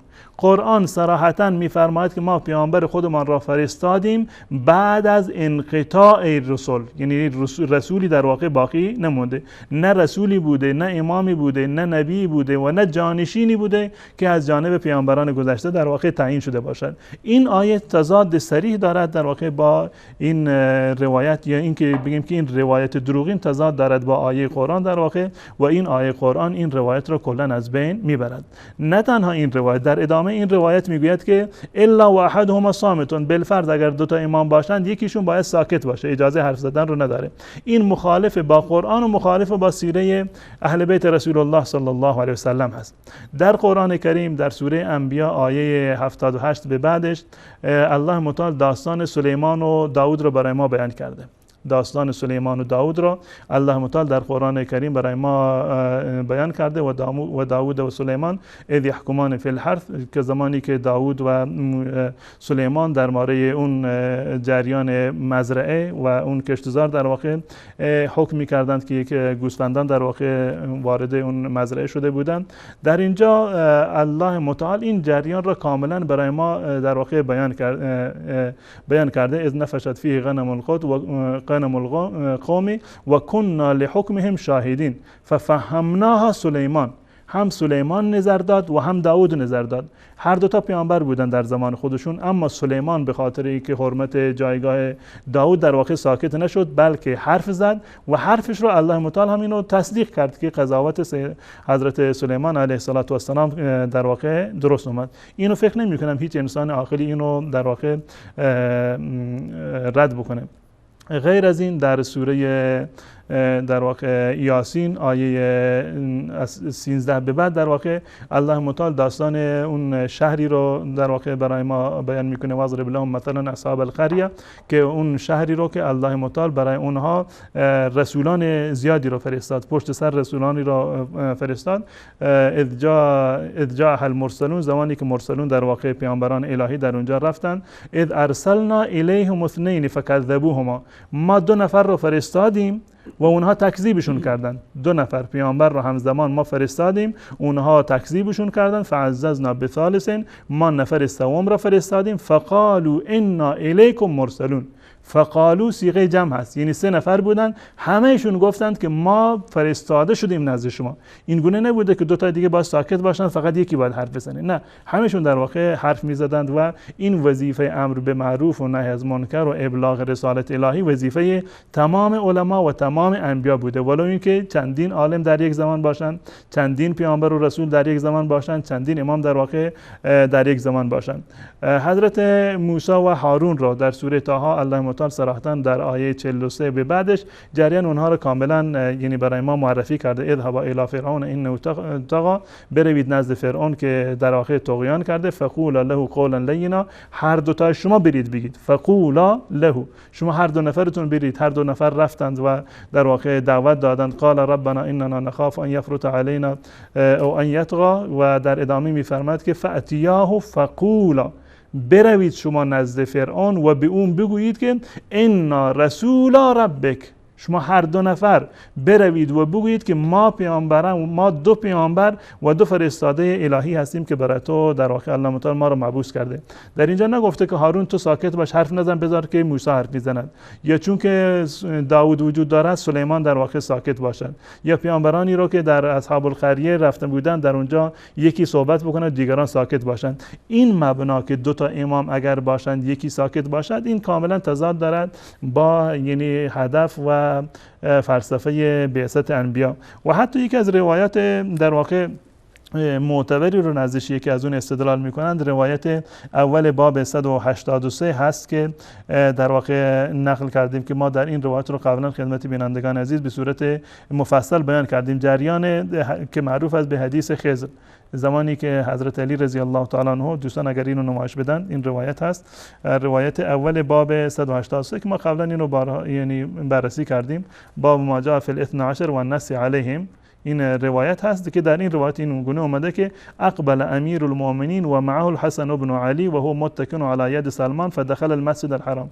ایشون رفتن، امام حسن و سیدنا علی رضی الله تعالی عنه رفتن وارد مسجد الحرام بودن، سلمان هم همراهشون بود. و در اونجا وقتی که سائلی اومد، در اونجا حضرت علی رضی الله تعالی عنه گفت که به حسن گفت که حسن بلند بشو و اینو جواب بده. خود حضرت علی رضی الله تعالی جوابش نداد، بلکه حسن در اونجا جوابش داد که صراحتا در روایت اومده که وقتی که این روایت رو بیان کرد، در اینجا در صفحه بعدی از دوستان نمایش بدن، وقتی که این 3 تا سوال رو مطرح کرد که من این در واقع این سوالات رو کاملا بررسی کردیم که واقعا مضحکه است این سوال ها. فالتفت امیر المؤمنین علیه السلام متوجه شد، رو کرد به طرف حسن، فقال یا ابا محمد اجبه، ای ابو محمد تو جوابش بده. یعنی این که امام حسن رضی الله تعالی عنه در زمان امامت پدرش در واقع ساکت نبوده. پس بنابراین اصل این مطلب که دو تا امام نمیشوند، با هم جمع نمیشوند و حتما یکیشون باید ساکت باشه، این در واقع یک نوع دروغی هست و هیچ گونه در واقع صحتی رو نداره. الان این روایت اول هست که روایت حسنی هست. روایت دوم که باز علی ابن ابراهیم هست، عن ابیه عن ابن ابی عمیر عن منصور ابن یوسف و سعدان ابن مسلم عن اسحاق ابن عمار عن ابی عبدالله. دوستان نمایش بدن این روایت دومی رو هم. در این روایت دوم عرض کردم در روایتی که در اونجا علی ابن ابراهیم باشد و از پدرش اینو نقل کرده باشد، این برای ما پشیزی هم ارزش ندارد. منتها ببینیم بالفرض که شما گفتید که حسن موثق، این روایت حسن موثق هست، ببینیم که این روایت چی میگوید. میگوید که قال ابو عبدالله عمار میگوید ان ابی عبدالله قال سمعته یقول، امام ابو عبدالله جعفر صادق میفرمودند که ان الارض لا تخلو الا وفيها امام. من عرض کردم آیه قرآن را آوردم که قبل از رسول الله صلی الله علیه وسلم سالیان زیادی، شاید هم صدها سال، نه امامی بوده و نه پیامبری بوده، نه جانشین امام و پیامبری بوده. کیما، خب این امام چرا باشه؟ زمین بدون امام نمی شود. به چه دلیل؟ یقول ان الارض لا تخلو الا وفيها امام، زمین بدون امام باقی نمی ماند. خب فلسفه وجود امام چی هست؟ کیما ان زاد المؤمنون شیئا ردهم، بدین خاطر که اگر مؤمنان یک چیزی را در دین اضافه بکنند، ردهم، اونها را باز می‌دارد، جلوگیری می‌کند. و این نقصوا شیئا اتمه لهم، اگر مسلمانان مؤمنان از دین یک چیزی را کم بکنند، امام چه کار می‌کند؟ کامل می‌کند. خب اولا که این روایت باطلی هست. علی ابن ابراهیم روایتش کرده و از پدرش روایتش کرده و اونم ابن ابی عمر و بقیه راویانی که در واقع مشکل دارند. بالفرض این که اگر مشکل هم نداشته باشند، خب بیایید روی صحت روایت بیستید. این روایت میگوید که امام باید در دنیا وجود داشته باشد. چرا وجود داشته باشد؟ اگر مؤمنان یک چیزی رو در دین اضافه کردند، امام چه کار میکند؟ جلوگیری میکند. نمیگذارد که چیزی رو بدعتی رو در دین ایجاد بکنند. اگر یک چیزی رو از دین در واقع کم کردند، امام نمیگذارد کم بکنند، اون دین رو در واقع کامل میکنند. الان بیاین با این فلسفه، با این حدیث معیار بیایم بسنجیم مذهب شیعه رو. فرقه های شیعه من گونه قبلا عرض کردم بعد از هر امامی چندین فرقه به وجود آمدند و هر فرقه برای خودشون یک امام داشتند و برای خودشون یک مهدی داشتند. و جالب این است که در مذهب شیعه به اندازه خرافات وجود دارد که در هیچ مذهبی در طول تاریخ وجود نداشته. خود شیعیان امروزه در واقع این اعتراف را کردند که مفوضه اومدند از آن را در واقع تغییر دادند. خود در واقع شیخ صدوق هست که میگوید که والمفوضة لعنهم الله زادوا فی الاذان، مفوضه که خدا لعنتشون بکنه از آن اضافه کردن، اشهد ان علی ولی الله، اینو در اذان اضافه کردن. خطابیه ابن الخطاب اومد و نماز شیعه رو تغییر داد، اینو تغییر داد، وقتش رو تغییر داد. اومد وقتی که در واقع هوا تاریک باشد و ستارگان در واقع بیرون بیاند و ظاهر بشن در اون وقت نماز میخونن. خب اینا تغییراتی هست که در دین شیعه در واقع ایجاد شده. بعد از هر امامی فرقه های انحرافی شیعه به وجود آمد، مهدی های زیادی در میان شیعه به وجود آمد و ائمه دروغین زیادی بعد از هر امامی در واقع به وجود آمد. بدعت های زیادی رو در دین ایجاد کردند، تا امروز هم ایجاد میکنند. هر روزی در مذهب شیعه با روز قبلش متفاوت است. یک مراسمی رو، یکی نمیدونم یاد بودی رو، یک بزرگداشتی رو یا یک مسئله جدیدی رو در واقع به عنوان دین و به عنوان شعار دینی در واقع اضافه میکنن. خب سوال ما این هست که این امام که وظیفهش این هست که در واقع بیاد جلوگیری بکند از نقصان دین، تا کنون این امام چه نقشی رو داشته؟ کدام بدعت را که شیعیان به وجود آوردند یا مؤمنان به وجود آمدند، امام اومد دست مردم را گرفت، آقا شما حق ندارید که در اینجا بدعتی را ایجاد بکنید؟ در کجا مردم اومدن دین را ناقص کردند و امام حرفی زد که آقا این حکم شرعی هست، این بر این باید عمل بکنید؟ در کجا مردم اومدند یک بدعتی را ایجاد کردند و امام زمان شما اومد در واقع یک حکم الهی رو در اینجا ثابت کرد و نگذاشت که مردم جلو در واقع مبتلای بدعت گذاری باشند؟ بلکه برعکس است. به خاطر وجود این ادعا افراد زیادی اومدند، نیابت را در واقع تأسیس کردند و بعد از هر امام، بعد از هر نایبی دیگری به وجود آمد، احکامی را به وجود آوردند. سهم امام دارند میگیرند، خمس دارند میگیرند، متعه رو دارند رواج میدند و هزاران حکم دیگری که مخالف با شیوه و روش اهل بیت رسول الله صلی الله علیه وسلم هست. نه تنها وجودش حجت نبوده، بلکه غیبتش سبب تفرقه بین مردم شده. یعنی بیش از 20 فرقه میگن که بعد از غیبت امام زمان به وجود آمده در بین شیعه. قطعا هست. یعنی این فرقه هایی که یعنی بقیه مسائل رو، اذان رو تغییر دادن، نمازها رو تغییر دادن. یعنی حضرت علی رضی الله تعالی عنه در نهج البلاغه میگه که شما نماز رو 5 وقت بخونید، شیعیان امروز 3 وقت میخونن. میگه نماز رو اول وقت بخونید به محض اینکه قرص خورشید در واقع غروب بکنند. شیعیان اینو میگذارن تا تاریکی میخونن. اذانی که زمان حضرت علی بوده امروزه نیست، تغییرش دادن و بسیاری از مسائل دیگر. این امام زمان شما کجا بوده که بیاد جلوی این انحرافات رو در واقع بگیره؟ پس بنابراین یا این حدیث غلط، اشتباه از بیخ و بنش که حرفی نیست. این ادعای آقای کلینی یک ادعای باطل و بی اساسی هست. اگر روایت صحیح است، یک موردی رو شما معرفی بکنید که این امام اومده باشه وظیفه خودش رو در واقع انجام داده باشه. امامی که جلوگیری نمی کند امام نیست. امامی که از بدعت‌ها و خرافات جلوگیری نکند امام نیست. این روایت داره میگه امام فلسفه وجودش این است که اگر در دین چیزی رو اضافه بکنند یا کم بکنند، دین امام میاد نقش در واقع ایفا میکند و جلوگیری میکند. امامی که جلوگیری نکند از بدعات، از کمی کاستی و زیادتی در دین، پس بنابراین امام نیست، یا اینکه اصلا خودش نیست. یا امام نیست یا خودش نیست. اگر امام هست باید بیاد وظیفه خودش انجام بده، این بدعت ها رو از بین بردارد. و اگر این که امام نیست، یعنی که در واقع خودش اصلا وجودی در واقع ندارد که بیاد و چنین کاری رو برای مردم در واقع انجام بده.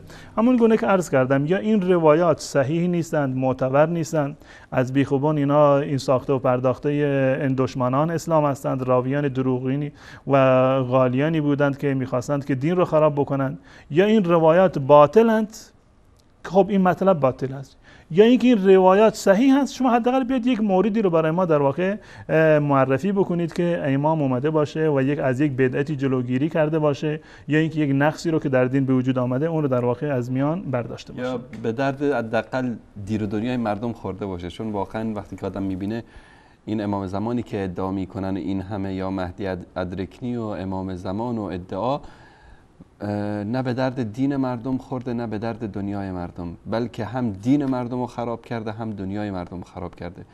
دین مردم جناب استاد وقتی قرآن اصلی رو میگن با خودش برداشته برده و امروز مسلمان ها دارن قرآن تحریف شده و قرآنی که طبق اعتقاد اینا در اون نقص است و زیادات هست، این قرآن رو دارن میخورن.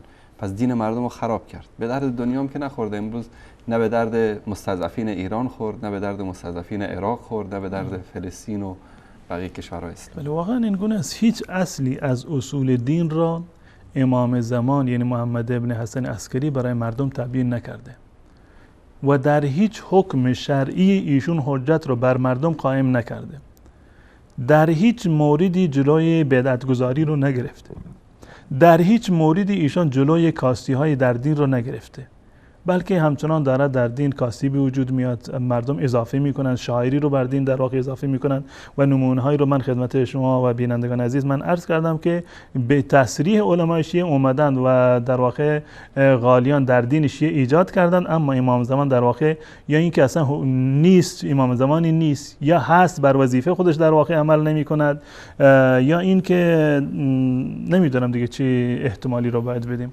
یا اینکه توانایی ندارن. به هر صورت یک اشکالی در این کار وجود داره، یا اینکه این روایات باطل هست، به دروغ اینها رو به خورد شیعه دادن، یا اینکه اصلا امامی وجود ندارد که این کار رو انجام بدهد، یا اینکه وجود دارد و توانایی ندارد. یک از این گزینه‌ها رو باید علمای شیعه با این روایتشون باید قبول بکنن.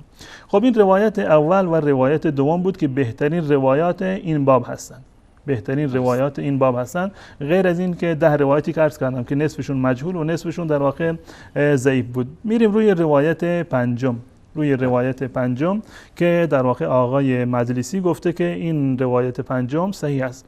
بازم من عرض میکنم اگر این روایت صحیح باشد یعنی این که مذهب شیعه باطل هست، و اگر روایت باطل هست این حرفتون باطل هست. یکی از این دو گزینه رو باید شما انتخاب بکنید.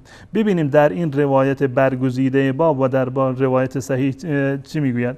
همون علی ابن ابراهیم قمی هست. برای من که ارزشی رو نداره، اما شاید برای بعضی ارزشی رو داشته باشه. مطلبش رو برای مردم من میخونم، شاید که این در واقع حقیقت برای بینندگان عزیز واضح باشه.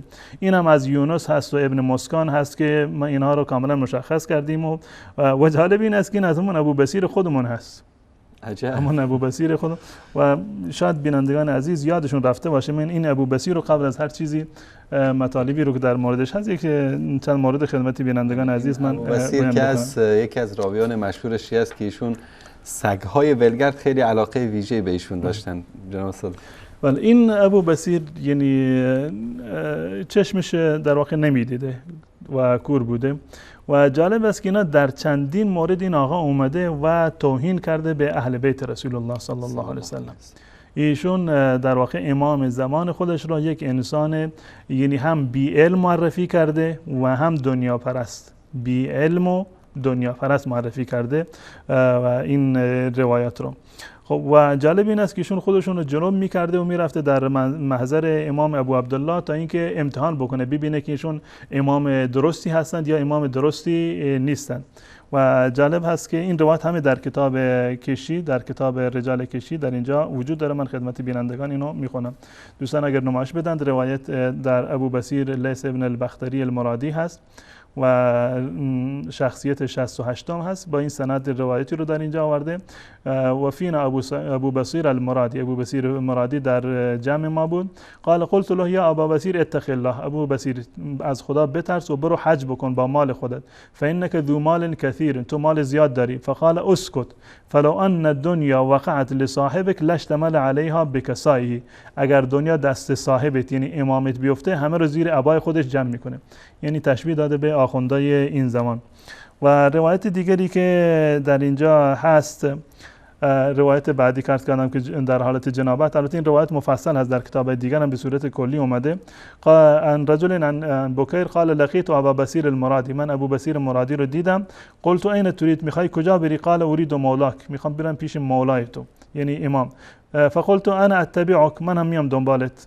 فمضى معي فدخلنا، همراه من اومد و در واقع ما رفتیم پیش امام. فدخلنا علیه و احد النظر الیه، وقتی که رفتیم پیش امام خودمون دیدیم که امام خیلی با یعنی تندی نگاه میکنه به ابو بصیر، یعنی خیره شده به امام و با نگاه تندی در واقع بهشون نگاه میکنه. و احد النظر الیه فقال هكذا تدخل بیوت الانبیاء و انت جنوب، یعنی این راش اینه که تو در حالتی که جنوب هستی اومدی خونه انبیاء الهی، تدخل بیوت الانبیاء، این گونه اومده. و جالب اینجا هست که در واقع این میگه در اینجا اعوذ بالله من غضب الله و غضبک، من پناه میبرم، و در چند مورد این اتفاق افتاده و علتش میگن که این بوده که آقا میخواسته که امتحان بکنه که امام ابو عبدالله در واقع امام هستن، علم غیب دارند یا اینکه علم غیب رو در واقع ندارن. ایشون در مورد دیگر امام موسی کاظم را گفتند که علمشون کامل نیست، علمشون یا حکمشون در واقع کامل نیست. این روایت بعدی هست در اینجا. فدخلت على ابي الحسن فقلت له امراه تزوجت ولها زوج، یک زنی که در واقع ازدواج کرده، یک مردی اومده باش زنا کرده، حکمش چی است؟ میگه که حکمش این است که باید رجم بشود. قال ترجم المرأة ولا شيء على الرجل، زن باید رجم بشه اما بر مرد هیچ چیزی در اینجا لازم نیست، یعنی گناهی مرد در واقع نداره. فلقیت ابو بصیر، راوی میگه که من ابو بصیر رو دیدم و سوالش کردم که این مسئله این گونه هست که من از ابوالحسن یعنی امام موسی کاظم من سوال کردم، این جواب رو به من داده و ایشون فرمودند که زن باید رجم بشه اما بر مرد گناهی نیست. قبلا آقای ابو بصیر روایت کرده بود از امام ابو عبدالله که زن رو باید رجم بکنند و مرد رو بس زد ضربه شلاق بزنند. الان موسی کاظم برعکس گفته که مرد هیچ گونه شلاقی بر اون نیست. قال فمسح على صدره، ابو بصیر سینه خودش دستی بر سینه خودش کشید و قال ما اظن صاحبنا تناها حکمه بعد، که علمش در این روایت اومده حکمش، یا در روایت بعدی اومده که علمش، به نظر من علم این صاحب ما هنوز کامل نشده، یعنی امام ما در واقع هنوز علمش کامل نشده. و این روایت بعدی هست، من نمیخونم فقط نمایش میدم که از اون صاحبنا ما تکامل علمه، من فکر میکنم که این امام ما هنوز علمش در واقع کامل نشده. اما روایتی که سگهای در واقع ایشون مورد عنایت قرار میدادن، روایت از حماد ناب هست. جلس ابو بصیر علی باب ابی عبدالله، ابو بصیر نشسته بود در خونه ابو عبدالله لیطلب الاذن، که اجازه بخواهد، و فلم یؤذن له، بهش اجازه داده نشد. فقال لو کان معنا طبق لاذن، از این بی‌حرمتی به امام یعنی چی؟ رفته خونه امام ابو عبدالله امام جعفر صادق، دم در نشسته، بهش اجازه ندادن. میگه اگر با دست پر می اومدم امام منو رد نمی‌کرد، با یک کاسه غذا می اومدن امام به من اجازه ورود میداد. این واقعا این همون حرفی که قبلا همینو تکرار کرده بود. قال فجاء كلب فشغر في وجه ابي بصير، یک سگی اومد و روی صورت ابو بصیر ادرار کرد. قال اوفن ما هذا، این چی بود که روی صورتم ریخت؟ فقال جلیس هذا کلب شغر في وجهك، یعنی این هم عذابی هست و که از جانب الله متعال به خاطر بی‌حرمتی به امام در واقع الله متعال نصیبیشون کرده. در چندین مورد همین در اتفاق افتاده. این روایت پنجم که بهترین روایت هست از روایت همین آقای ابو بصیر هست. خب بریم روی اصل مطلب که در این روایت چی اومده. قال که ان احدهما، یکی از اون دوتا، معلوم نیست که اون دوتا یکی کی باشه، امام باقر یا امام ابو عبدالله. قال ان الله لم یدع الارض بغیر عالم، الله متعال زمین را بدون عالم رها نکرده. ولولا ذلك، اگر این گونه نبود، یعنی اگر دنیا بدون عالم باقی میماند، لم یعرف الحق من الباطل، حق از باطل شناخته شده نمیشد. الله متعال زمین رو بدون عالم در واقع نگذاشته. اگر این گونه میشد، یعنی اگر دنیا بدون عالم باقی میماند، حق از باطل در واقع شناخته نمیشد. الان اولا که در این روایت اومده که به غیر عالم، اگر دنیا به غیر عالم بمانه. خب عالم که خیلی زیاد داریم، امروزه هم صدها مجتهد و نمیدونم آیت الله عظما و صغرا و حجت الاسلام و ثقة الاسلام و خیلی وجود داره. اگر بس عالم هست که عالم وجود داره، نیازی به امام نیست. لیستشون هم تو شبکه بله. ولایت هست. همه میشناسن، ظاهر شدن روی در واقع تلویزیون و ماهواره، همه میشناسن. اگر منظور از عالم اینا هستند که خوب هستند و شاید هم اینا باشند که امروزه دنیا در واقع از بین نمی رود. اما اگر مراد از عالم امام باشد، اون گونه که ایشون میخواد القا بکنه که مشخص نیست که عالم باشد یا امام باشد. اگر منظور علما هستند که خب علما امروزه در واقع وجود دارند و الحمدلله وجود داشتند، یعنی علمای اهل سنت و الجماعت و کسانی که منهجشون درست بوده، بر قرآن و حدیث در واقع عمل میکردند، محدثین، مفسرین، فقها و بقیه طیفه الحمدلله در طول تاریخ بودند و هیچ زمانی حق بر مردم مبهم و پوشیده نبوده. حتما یک گروه صادق و راستگوی بودند که حق را برای مردم در واقع بیان میکردند. خب در اینجا اومده که امامی باید باشد که برای مردم معرفی بکند، حق را از باطل برای مردم در واقع مشخص بکند. الان سوال ما این است که امام زمان شما، امام زمان کدام حق را از باطل اومده مشخص کرده؟ حتی از کسانی که اومدن حق ادعا کردن در همون حقی که حق خود امام زمان هست، اون فرقه های شیعی که بعد از امام 11 شیعه حسن عسکری اومدند و ادعای مهدویت کردند، ادعای امامت کردند. امام شیعه، امام زمان شما نیومده که حتی این باطل رو در واقع از بین ببرد، حتی این باطل رو هم از بین نبرده، حتی از حق شخصی خودش و امامت منصوصه خودش هم دفاع نکرده. در طول تاریخ مهدی های خیلی زیادی اومدند و ادعا کردند، ادعای امامت کردند، اما ایشون در هیچ جا نیومده که این حق رو برای مردم در واقع بیان بکنه. این مورد رو اگر بخوایم مثال بدیم که مانند این است که به طور مثال در یک مدرسه یک معلمی باید باشه. اگر معلم نباشه کسی نیست که مشکلات طلاب رو حل بکنه. دانش آموزا، دانشجوها نمیتونند که کتاب رو خودشون بخونند. حتما باید یک معلمی باشه که تدریس بکنه تا اینکه حق از باطل در واقع مشخص بشه. الان فرقش چی هست که در یک مدرسه یک معلمی رو مشخص بکنند که آقا شما معلم فلان کلاس هستی در این مدرسه، یا مشخص بکنند، یا اینکه اصلا به صورت کلی مشخص نکنند؟ اگر مشخص بکنند و این امام و این در واقع معلم غایب باشه، چه تفاوتی داره با این که اصلا مشخص نکنند؟ امامی رو که مشخص کردند که حق رو از باطل برای مردم مشخص بکنه، بعد از یعنی 1200 سال تا حالا یک حقی رو احقاق نکرده و هیچ باطلی رو ابطال نکرده، ما چه انتظاری از این داشته باشیم؟ دقیقاً مثل که خالی کرده، خودش هم بیچاره خالی نکرده، کاش که خودش هم یک چیزی بهش میرسید.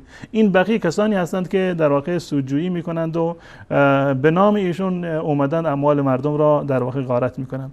پس بنابراین وجود امامی که بر وظیفهش عمل نکنه، سر کلاس درس نرود، با عدم وجودش هیچ گونه تفاوتی در این زمینه وجود نداره و عملا شیعه هم امروزه این گونه هست، یعنی کاملا بلا تکلیف موندن. امامشون که باید حق و از باطل مشخص بکنه متاسفانه چنین کاری رو انجام نداده. فرقه های زیادی از شیعه به وجود آمدند، خرافات زیادی، بدعت های زیادی در مذهب شیعه به وجود آمده. حتی خود مراجع اختلافات خیلی شدیدی رو دارن و خود اخباری ها و نمیدونم اصولی ها و بقیه فرقه های شیعه همدیگر رو تکفیر میکنن. اما این امام زمان به هیچ عنوان نیومده که حقی رو از باطلی برای مردم در واقع مشخص بکنند. عرض کردم که اگر این روایات باطلند، خب این ادعا باطل هست، و اگر این روایات صحیحند دلالت بر بطلان مذهب شیعه و بطلان امامت میکند. جزاکم الله خیر. تشکر میکنم از جناب مولانا. با هم میان برنامه کوتاه میبینیم و دوباره برمیگردیم خدمت شما عزیزان. با ما همراه باشید. جزاکم الله خیر.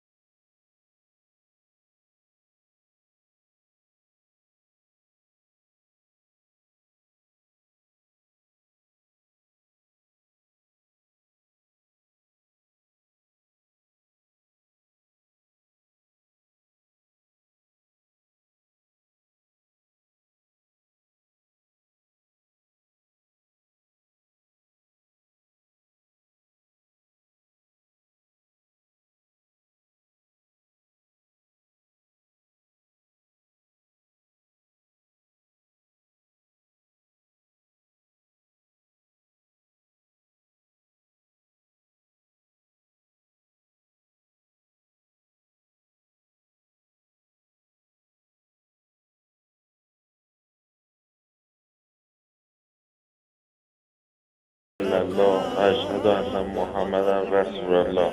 الله اکبر. الله اکبر. اشهد ان لا اله الا الله و اشهد ان محمد رسول الله. ماشاءالله. الله اکبر. اشهد ان لا اله الا الله و اشهد ان محمدا رسول الله و اشهد ان علی عبدالله. الله اکبر.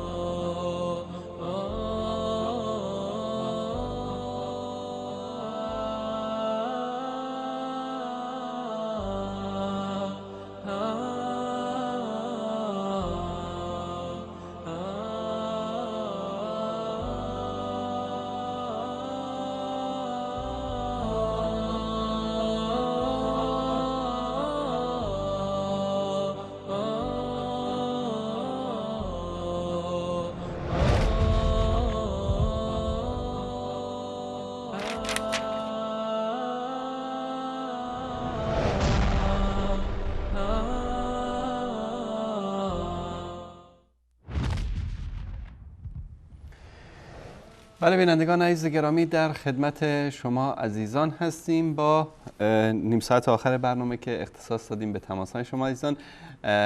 کارگردان محترم برنامه شماره تلفن رو زیرنویس خواهند کرد و سوال ما از شما عزیزان این است که امروز که امام زمان، این امامی که حجت است، حجت ابن الحسن العسکری، در غیبت حضور دارن، البته از 1200 سال تقریبا به این طرف، چه سودی داشتن برای دین و دنیای شیعیان و عموم مسلمان ها؟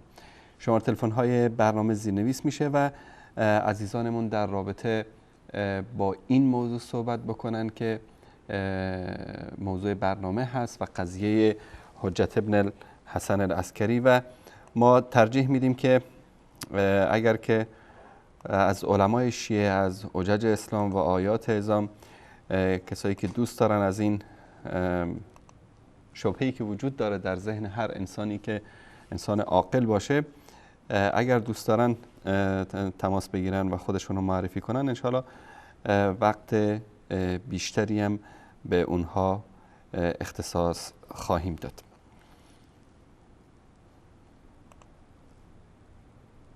بله.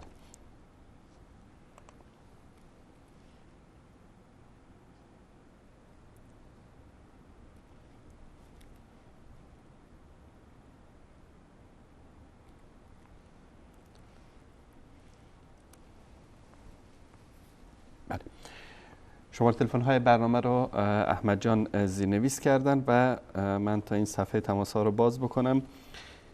برای سلام علیکم بیننده گرامی بفرمایید. السلام علیکم. علیکم السلام و رحمت الله و برکاته. بیننده عزیزمون از تاجیکستان بفرمایید.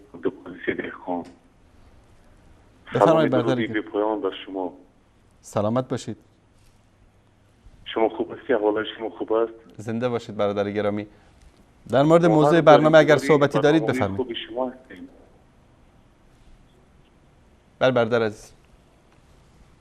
ما هم وقت می‌خوایم که شما برنامه‌های جالب و دقت خود رو پیشنهاد کنید و ما از برنامه شما استفاده کنیم. سلامت باشید. تشنه انتظارهای من من وایده شما هستم.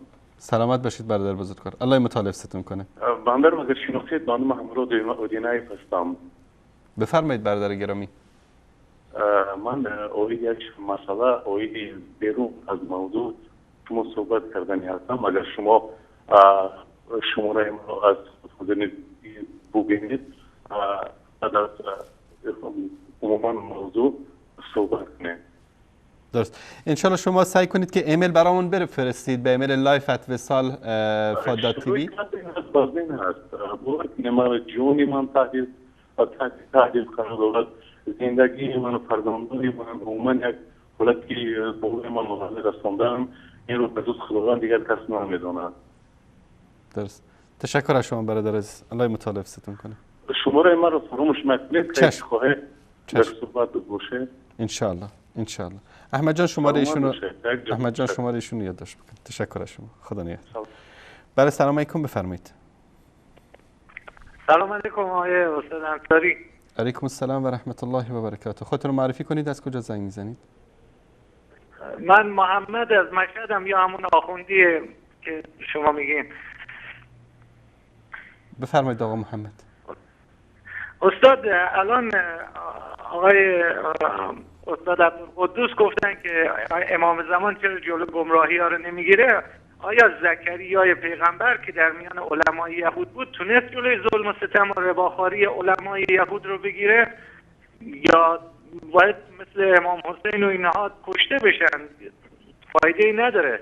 آقا محمد بزرگوار ما داریم از حجت صحبت میکنیم. بعد از زکریا پیامبران دیگری آمدن که دعوت آشکار کردن، مردم رو به راه راست هدایت کردن.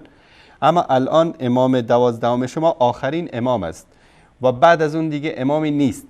الان در 1200 سال گذشته این امام غائب که حجت خدا بر زمین هست، به نظر جناب شما چه سودی برای دین مردم داشته و چه سودی برای دنیای مردم داشته؟ بفرمایید. سودش برای الان نیستش، چون ایشون مثل حضرت موسی که 30 سال صبر کرد تا وقتی که خدا رو مبعوث کرد و بنی اسرائیل نجات داد، ایشون را خدا ذخیره کرده، بقیت الله شده برای وقتی که آخر زمان بیاد جهان. آقا محمد موسی علیه السلام رفت هارون رو به جای خودش پیامبر الهی گذاشت، یعنی بنی اسرائیل از حجت خالی نبود، حجت خدا در میان بنی اسرائیل بود. موسی رفت به کوه طور، هارون برادرش رو گذاشت در بین قوم بنی اسرائیل، یعنی حجت خدا بود. الان امام زمانی که رفته، اونم از ترس کشته شدن فرار کرده رفته، جانشین امام زمان کی است؟ چه سودی برای مردم داشته در حل مشکلات سیاسی، اقتصادی، نظامی، دینی، مذهبی؟ میشه که خیلی مختصر و مفید بفرمایید؟ غیبت امام زمان عذابیه برای امت و شیعیانیه که اجدادشو کشتن در کربلا و در تنها گذاشتن آقا امیرالمومنین، نه رحمتیه برای اونها. تا وقتی که خداوند اذن بده بیاد و اصل شیعه از یهودیت هست، مثل این و از عبدالله ابن سبع یهودی، نه از فرعون و گوساله سامری. ما مثل اهل سنت پیرو گوساله سامری نیستیم، یهود و شیعه دو. آقا محمد الله سبحانه و تعالی رسول الله صلی الله علیه و سلم در موردش میفرمایه که ما ارسلناک الا رحمتا للعالمین. رسول الله صلی الله علیه و سلم به عنوان رحمت برای جهانیان فرستاده شد، امام زمان به عنوان عذاب فرستاده شد. خب این انسان‌های بیگناه چه گناه کردن؟ الان آقا محمد از مشهد، شما چه گناهی کردید که امام زمان بعد عذاب باشه برای شما؟ خداوند به حضرت به یهودیان در زمان پیامبر ما میفرماید فلم قتلتموهم ان کنتم صادقین. چرا پیامبران رو کشتین؟ 600 سال بعد از کشته شدن پیامبران خدا اینها رو متهم میکنه، چون اینها آقا محمد الله سبحانه و تعالی موسی رو فرستاد، بعد از او پیامبران دیگری بودن، رسول الله صلی الله علیه و سلم رو فرستاد، حجت بر بندا قائم شد، گمراه ها راهنمایی شدن. امروز قرآن کریم در بین امت وجود داره که حجت است بر همه بشریت. شماهایی که ادعا میکنید امام حجت است، این امام چه به درد شما خورده؟ برای آخرین بار این سوالو میپرسم. خب من جواب رو به شما گفتم، شما وقتی نخواسته باشین قبول کنین، من میگم خداوند چیزی رو مقدر کرده برای آخر زمان. تشکر آقا محمد. تشکر آقا محمد. بینندگان عاقل و فهیم شبکه وصال قضاوت بکنن. تشکر از شما. برای سلام علیکم بیننده بعدی بفرمایید. السلام علیکم استاد محترم، شما را از آلمان زحمت میدم. بفرمایید برادر عزیز و بزرگوار. علیکم السلام و رحمت الله. خواستم که تنها بگویم که امام زمان که اینا میگن فقط برای زنا چور و چپاول اضافه ساخته برای از اینا سیغر اضافه ساخته، برای از اینا پولهای چتل، برای از اینا مردم بیگناه و مظلوم به نام اهل سنت کشتن به جا گذاشته. اگر اینا واقعا میفهمن که آخر زمان از یا هست، اما آدرسش برای ما بتن که ما پیش از این بریم. یکی است یک قصه دیو و پری که یک وقت بود سه بونموت یک قصه است که دیو آمدین که پری آمدین که یک قصه را اینا برای خود ساختن که قانون صیغه را پیدا کنن، زیارت ها را بسازن، پول پیدا کنن. باور بکنین ما در 1 سال در سوریه زندگی کردیم. استاد محترم دست خود با زنجیر قلف میکردن در سیده زینب، میگفت یا مرا جور بساز یا این همینجا دیگه نمیرم جایه. یک قدر بی عقل هستن مردم. درست. من ایفهم که اینا که بی عقل هستن، ای آخر زمان از یا که اینا میگن او چقدر بی عقل باشه. شما اگر برای ما تشریح بدین، از عقل ما بسیار دور است که اینا با کدام خرافات روان هستند. تشکر صادق جان برادر عزیز. السلام علیکم. علیکم السلام و رحمت الله و برکاته. برای سلام علیکم بفرمایید. ببخشید شما یملأ الارض قسطا و عدلا رو قبول ندارین که خود پیامبر گرامی فرمودن زمین رو پر از عدل و داد خواهد کرد؟ آقای آخوندی من از کجا صحبت میکنم، شما از کجا صحبت میکنید؟ ببین عزیز دلانگیز، من از شما میپرسم امروز حجت الهی در زمین کیست؟ شما میگید امام زمان. بابا این امام زمان امروز چه دردی از درد مسلمان ها رو علاج کرده؟ یکی از این دردها رو بگید که در 1200 سال گذشته امام زمان یکی از مشکلات امت اسلامی رو حل کرده باشه. امام زمان وقتش نشده، آخر 11 تا اجداد دیگه. بابا این امامی که امروز درد انسانها رو علاج نکنه، اصلا دین برای این اومد که هم دنیای ما رو خوب کنه هم آخرت ما رو. این امامی که امروز در 1200 سال گذشته نتونسته یکی از دردهای بشریت رو حل بکنه، این به درد جرز دیوار میخوره. خب یعنی امامان نوکر ما هستن، پیامبران نوکر ما هستن، یا نه ما نوکر اونها هستیم که باید اونها خدمت رو برای ما هر وقت بخوایم اونها رو مثل گوسفند بپوشیم و سر ببریم و مسخرهشون کنیم؟ تشکر آقای آخوندی. تشکر از شما. خب آخر شما جواب بدین. حالا خب الان جواب میدن جناب استاد جواب میدن. شما منتظر باشید، نگاه کنید، ان شاءالله جواب خواهند داد. تشکر از شما. خب نه وقتی خب مگه شما جواب نمیخواید؟ حضرت مولانا جواب خواهند داد. تشکر از شما. حضرت مولانا جواب خواهند داد. رو شما قبول ندارین؟ یعنی قبول داریم. تشکر از شما. آخر زمان بنی اسرائیل رو موسی نجات داد. باش. تشکر از شما آقای آخوندی. تشکر برادر عزیز. برای سلام علیکم بفرمایید. سلام علیکم. علیکم السلام و رحمت الله. خواهش میکنم بذاری من صحبت کنم، به خاطر 5 دقیقه من صحبت کنم. 5 دقیقه نمیتونیم. در 1 دقیقه شما بگید که امروز حجت ابن الحسن العسکری چه به درد ملت میخوره. بله من یک حدیثی میخونم که این خودم تحقیق کردم. حدیث نه فقط جواب سوال ما رو بدید. حدیث نه فقط جواب سوال ما. یکی از مشکلات امت اسلامی رو که امام زمان حجت ابن الحسن العسکری در 1200 سال گذشته حل کرده بفرمایید. خب 1 دقیقه آیا انصاری 1 دقیقه من صحبت کنم. 1 دقیقه. اگر جواب سوال من رو ندید بعد مجبور قطع بکنم. 1 دقیقه منم بینندم، منم حق دارم. 1 دقیقه من صحبت کنم. جواب من رو بدید، وقت رو تلف نکنید. اگر جواب ندادید شما رو تلفنتون قطع میشه و تو بلک لیست شبکه اضافه میشید. بفرمایید. خب یکی از مشکلاتی که امام زمان حل کرده و میکنه اینه که این دنیا برقراره و اگر اون نباشه طبق احادیث معتبر اهل سنت زمین کن فیکون میشه. یکی از حکمت‌های بودن حجت همینه که دنیا برقرار میشه. تشکر از شما. گرفتیم. برای سلام علیکم تماس بعدی بفرمایید. بیننده بعدی سلام علیکم بفرمایید. سلام علیکم، وقتتون بخیر. سلامت باشید. خودتون رو معرفی کنید، از کجا زنگ می‌زنید؟ من عباسی هستم، از ایران صحبت می‌کنم. آقای عباسی از ایران. بفرمایید آقای عباسی. سوال برنامه رو متوجه شدید؟ سلام علیکم. سلام علیکم. آقای عباسی برادر بزرگوار، لطف کنید صدای گیرنده رو ببندید، با گوشی تلفن صحبت کنید. سلام. خسته نباشید آقایان. سلامت باشید. آقای انصاری، به حضور شما عرضم در مورد امام زمان که صحبت داره میکنیم. امام زمان و بقیه ائمه ما چشم بصیرت بکن. شما وهابیا هم چشمی ندارید که ببینید. بله؟ میگه ما امام زمانی ما شیعه چشمی بصیرت بخواد ببینیدش. ببین برادر عزیز آقای عباسی بزرگوار، این حرفا رو بذارید کنار. من سوال واضح و آشکاری است. الان آقای امام زمان ایشون حجت هستن در زمین، درسته؟ این اعتقاد شما شیعیان اثنا عشری است. الان ایشون چه دردی از درد امت اسلامی رو در طول 1200 سال گذشته دوا کرده؟ یکی از این دردا رو بگید. درد ما شیعه رو دوا کردن. مثلا شما وهابیا رو قابل نمیدونن که دردتون رو دوا کنن. نه ما از خیرش گذشتیم، ما از خیر و شرش گذشتیم. یکی از این دردای شما رو که دوا کرده بفرمایید چیه؟ الان خدمتتون عرض کنم شما اصلا لیاقتش ندارین که بفهمین امام زمانی آقای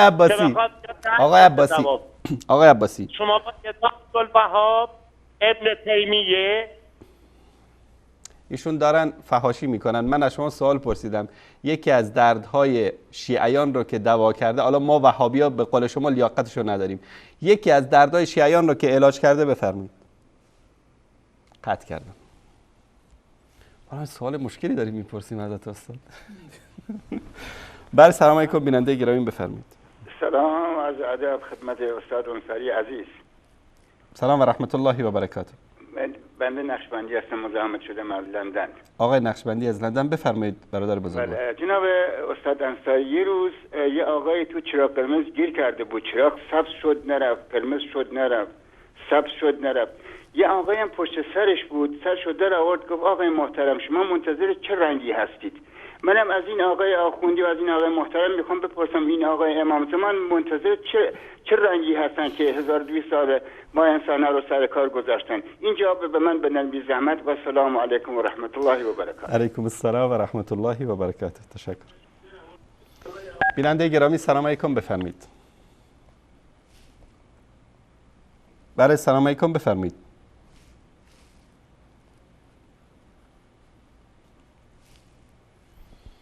تماس بعدی سلام علیکم بفرمایید. سلام انصاری جان، خسته نباشید. سلامت باشید. خودتون معرفی کنید از کجا زنگ میزنید؟ احمدی هستم از ایران تماس میگیرم. آقای احمدی بفرمایید. این یه چیز مشخص و بدیهیه که خدا از امام زمان خیلی هم بزرگتره و هم قدرتش زیاده و هم توانش زیاده. آخه وقتی که خود خدا بعد از این 2 میلیون توی جنگ جهانی کشته شدن، الان هزاران نفر دارن کشته میشن، کاری نمیتونه بکنه، از امام زمان چه انتظاری باید داشته باشیم؟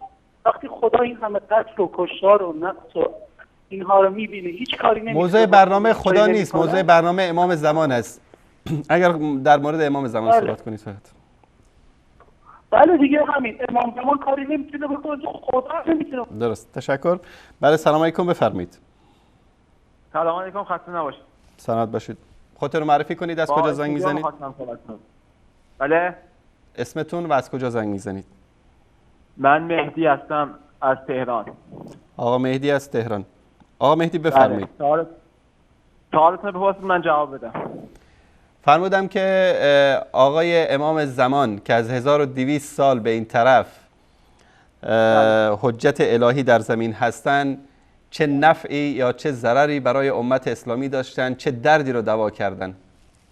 والا از کنم بعضی که ما شیعه ها دردی نداریم که دوا کنن. عجب.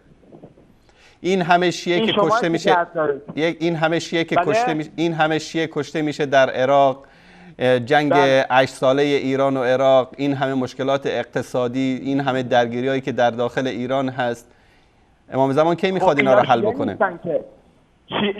شیعه واقعی کشته نمیشه هیچ وقت که اینقدر مورد ظلم قرار نمیگیره که اونایی که میگی شما، اونا هم به خاطر وهابیان که سر این شیعه میبردن اگه میبردن. خب چرا این امام زمان نمیاد که جلوی این وهابیا رو بگیره؟ امام زمان نمیاد؟ چرا نمیاد جلوی این وهابیا رو بگیره؟ وقتی کسی نمیخواد بیاد برای چی بیاد؟ قهر کرده؟ نه من دارم صحبت میکنم، میگم وقتی کسی نمیخواد امام زمان رو برای چی بیاد به کی کمک کنه؟ این همه تو ایران داد میزنید یا مهدی ادرکنی عجل ولی اللهم عجل ولیک الفرج، این همه عجل میگی چرا نمیاد؟ خب بله خیلی حرفا میزنن، ولی ما باید درونش ببینیم واقعا امام زمان میخوان یا برای همینجوری صحبت میکنه صحبتشه. کسی که از دلش باید از ته قلب باشه هر چیزی. شما بیا امام زمان رو صدا کنی ولی وقتی عملت چیزی نباشه که امام زمان راضی باشه، امام زمان هیچ وقت نمیاد طرف کسی. مهدی جان من یعنی صادقانه جواب بدید، برای شما به عنوان یک شیعه الان امام زمان وجودش یا عدمش چه فرق میکنه؟ اگه امام زمان وجود نداشت که اصلا این دنیا وجود نداشت، چون بالاخره شما اون حدیث از حضرت محمد نشنیدید که میگه من معتولم گرفت امام زمان هم من معتمد تامین تا جاهلیه. الان شما امام زمانتون شناختی؟ بله اسمشو میدونم، لقبشو میدونم، کنیکشو میدونم، همه چیزشو میدونم. اسمش چیه؟ اسمش محمد، هم نام حضرت محمد، لقبش مهدیه. نه خب شما اشتباه میکنید، چون در کتابای خودتون گفته کسی که امام زمان رو به نام ذکر بکنه کافره. شما همین الان بر اساس روایت شیعه کافر شدید. البته بر اساس شرایط اگه من نزدیک شما بودم شما منو میکشید. نه اصلا شرایط تعیین نکرده اونجا، شرایط به مجرد ذکر اسمش شما کافر میشی. الان شما مهدی جان بر اساس روایات شیعه کافر شدید. چون من نباید به هر شرایطی، الان که من آزادم، من تو تغییر نیستم، من توی کشور شیعه ام، من میتونم اسم امام زمان رو بیارم. شما با اسم امام زمان مشکل داری؟ نه. پس چرا با اهل بیت مشکل داری کلا؟ ما با اهل بیت مشکل نداریم، محبت اهل بیت جزء ایمان ماست. ببین آقا مهدی شما گوش بدید، تو لباس سفید نمیپوشید تو آقا مهدی سوال ما خیلی واضح و آشکار است. شما به عنوان یک شیعه در زندگی روزمره شما امام زمان چه نقشی داره؟ چه مشکل شما رو میتونه حل بکنه؟ الان آقای محترم ببین آقا مهدی رسول الله صلی الله علیه و سلم اومدن در بین بشر زندگی کردن، مشکلات امت را حل کردن، قرآن رو برای ما نازل آوردن، ما به این قرآن داریم عمل میکنیم. الان شما میگید به احادیث امام مهدی عمل میکنیم، یک حدیث از امام مهدی شما ندارید در مذهبتون، بفرمایید یک حدیث بگید از ایشون. شیخ مفید احادیثی که از حضرت مهدی آورده، خود نامه‌هایی که بهشون نوشته، کجاست این نامه؟ شما خودت کتابای شیعه همه رو میدونی، خودت میدونی، من احتیاجی نیست به شما بگم که کجاست این نامه ها. یکی از این نامه ها کجاست؟ ببینید الان ما میگیم قرآن مخطوطش هست از 1200 سال قبل از زمان رسول الله، قرآنی که حضرت عثمان نوشته هست، قرآنی که در زمان خلفای اموی و عباسی دستخط الان هست در موزه‌های کشورهای مختلف پیدا میشه. این دستخط امام زمان کجاست؟ یکی از این دستخط ها در کجا نگهداری میشه؟ ما دستخط امام زمان هم خدمت شما بدیم، شما باز میخوای یه بهونه دیگه بیاری دیگه، مثل ابوجهل. تشکر از ادب و اخلاق شما بفرمایید. آقای محترم من تشکر میکنم از ادب و اخلاقتون. این امام زمان دستخط هایی که برای شیخ مفید میفرستادن کجاست؟ چرا الان نمیفرستن؟ یعنی مشکل با دستخط حل میشه من بیارم نشون بدم به شما؟ بله. شما شیعه میشی؟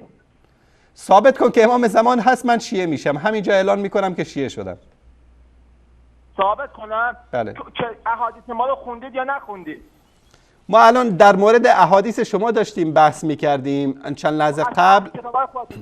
تو در صحیح بخاری این همه احادیث اومده، خود حضرت محمد صلی الله علیه و آله و سلم فرموده که در امام 12مین امام غیبت طولانی خواهد داشت. شما خودتون عزیزم نگفته در صحیح بخاری؟ تهمت نزنید به صحیح بخاری، تهمت نزنید، نگفته این چیزا رو.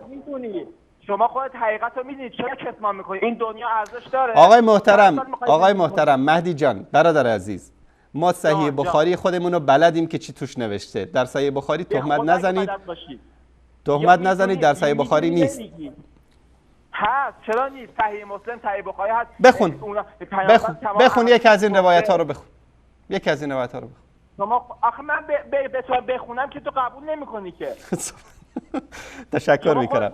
تشکر آقا مهدی بزرگوار، استفاده کردیم از صحبت‌های مؤدبانه و عالمانه شما. تشکر از شما. شما به علی مجدی توهین کردیم ما. تشکر از شما.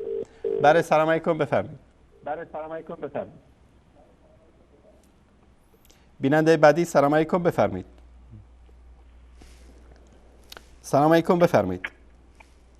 سلام علیکم. خسته نباشید. سلامت باشید. میشه خودتون رو معرفی کنید، از کجا زنگ میزنید؟ من عبدالله هستم از ایران. آقا عبدالله از ایران، بفرمایید آقا عبدالله.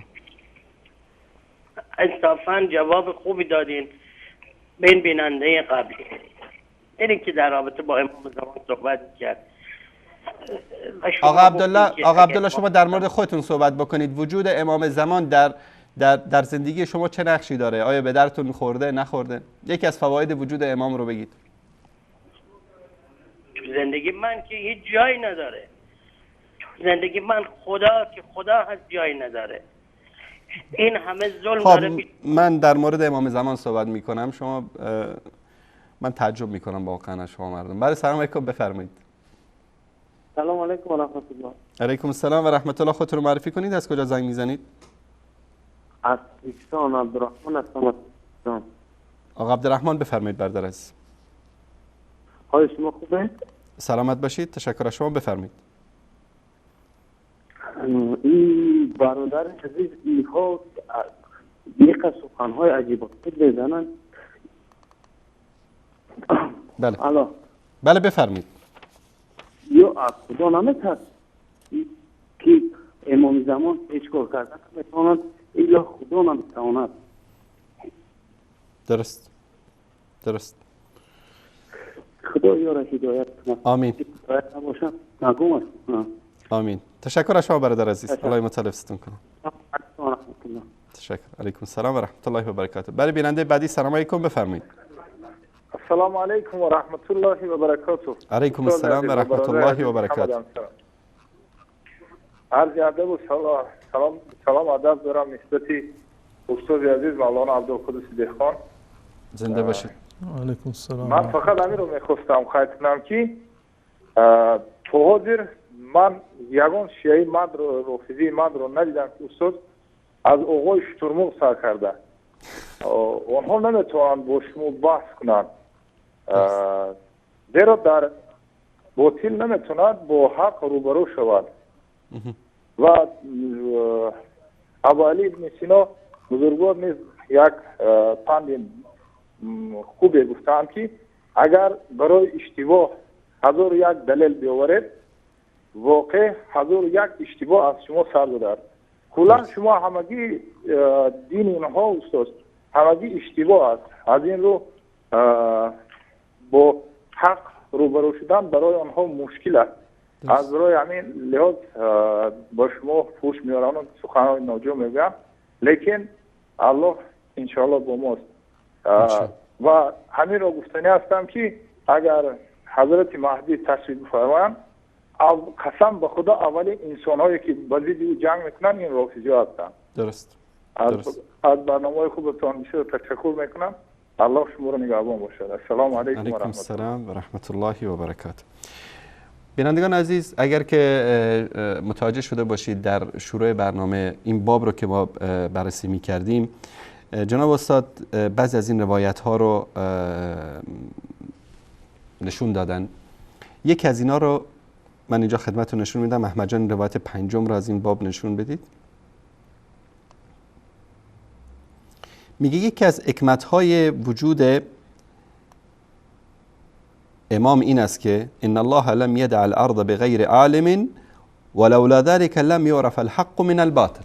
یکی از حکمت‌های وجود امام این است که اگر امام نباشه حق از باطل شناخته نمیشه. الان برای من انسان رسول الله صلی الله علیه و سلم حق را از باطل برای من آشکار کردن توسط قرآن کریم. چرا امام زمان این وظیفه‌شو الان انجام نمیده؟ اگر هست، چرا پارسال، پرارسال، 100 سال، 200 سال، 1000 سال، 1100 سال، 1200 سال به این طرف قرآن اصلی رو با خودش برداشته، از ترس کشته شدن فرار کرده و همه بشر رو در این وضعیت رها کرده؟ جناب استاد بفرمایید. من متاسفانه نمیدونم چی بگم. این مطلبی نبود که بنده یعنی میخوام که روش صحبت بکنم. فقط این حرف آقای عباسی از ایران برام یعنی جالب بود که ایشون گفتن که دیدن امام زمان چشم بصیرت میخواد. منو به یاد یک داستانی انداختین، چشم بصیرت شیعه که میخوان امام زمان رو ببینن. قبلا هم این مطلب رو فکر کنم که عرض کردم خدمت بینندگان عزیز. میگن در هندوستان یک آقای شیادی از یک حکومت وقت، حاکم و پادشاه وقت، یک مبلغی رو اخاذی کرد.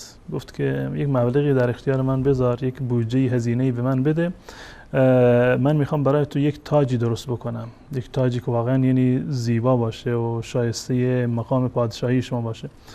اونم دیگه هر وقتی دیگه میداد، یعنی هزینهش تامین میشد، یعنی هر وقتی که نیازی داشت بودجه بهش میدادند که خب داره برای شاه دیگه نمیدونم تاج درست میکنه و عبا درست میکنه و بقیه وسایلی کمربند و نمیدونم فلان. خب بعد از یک مدتی پادشاه ازش گفت ببینیم این آقا برای ما چیکاری کرده تا حالا، این همه پول خرج کردیم، هزینه دادیم که برای ما تاجی و نمیدونم کمربندی و عبایی لباس شاهانی درست بکنه، ببینیم که چیکار کرده.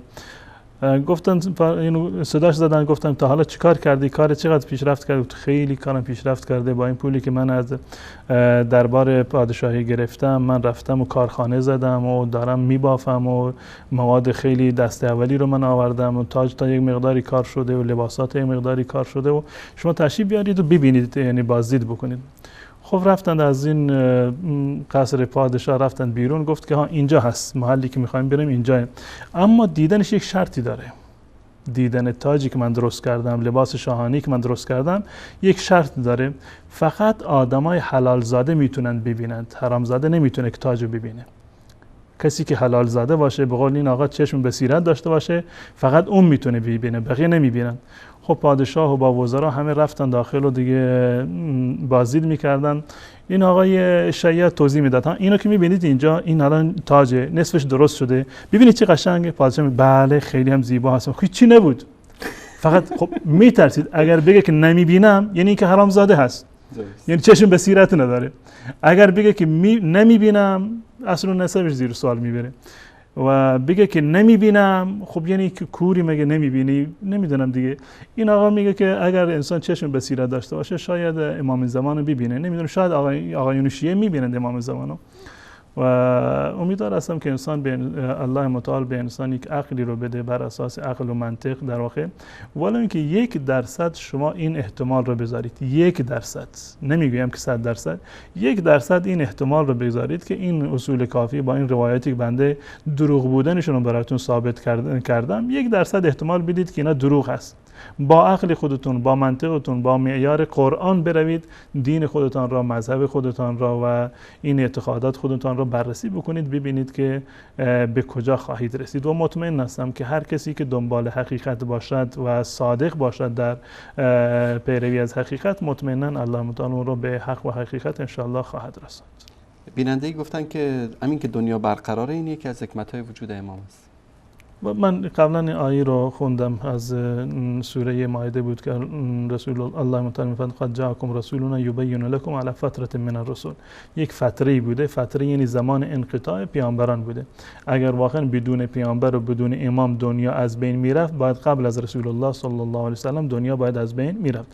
اساسا این حرف و روایاتی که در این زمینه آمده تضاد دارد با این آیه قرآن و در آیات قرآن ما فراوان داریم که آسمان و زمین و بقیه مخلوقات اینها پدید از توسط الله متعال پدید آورده شده و الله متعال هست که آسمان و زمین و تمام نظام زندگی رو در واقع اداره می کند. امام زمان هیچ گونه نقشی رو ندارند، بلکه حتی وجودشون هیچ گونه دلیلی برای اثباتش وجود نداره.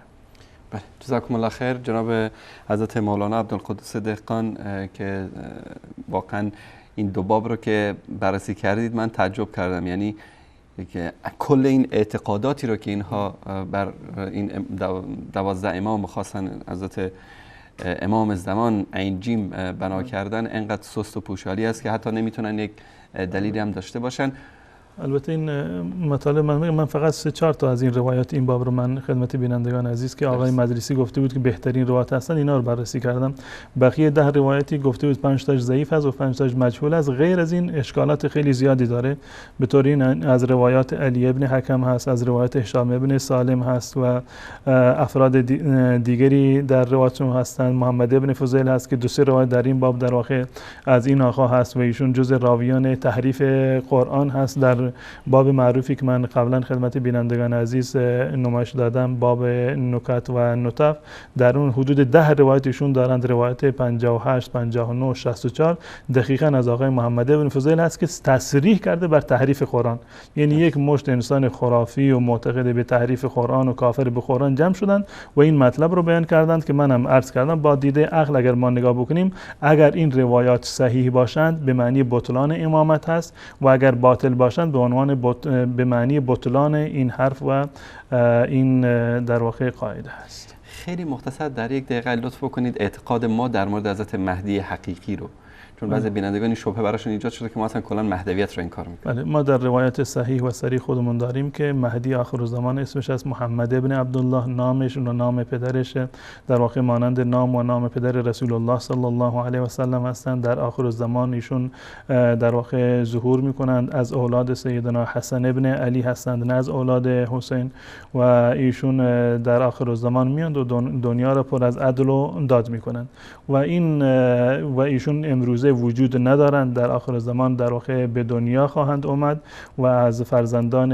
حسن عسکری نیستند. این عقیده اهل سنت و الجماعت است و برای این عقیده در کتاب اهل سنت و الجماعت ما دلایل قطعی و 100% صحیح و متواتر داریم. اما مهدی اهل سنت و الجماعت هیچ ارتباطی با مهدی شیعه ندارد، نه در ذاتش یکی هست و نه در صفاتش یکی هست و حتی در نسل و نسبش هم در واقع یکی نیستند و در کارها و ویژگی هایی هم که در واقع میکنند با هم دیگه کاملا 100% متفاوت هستند.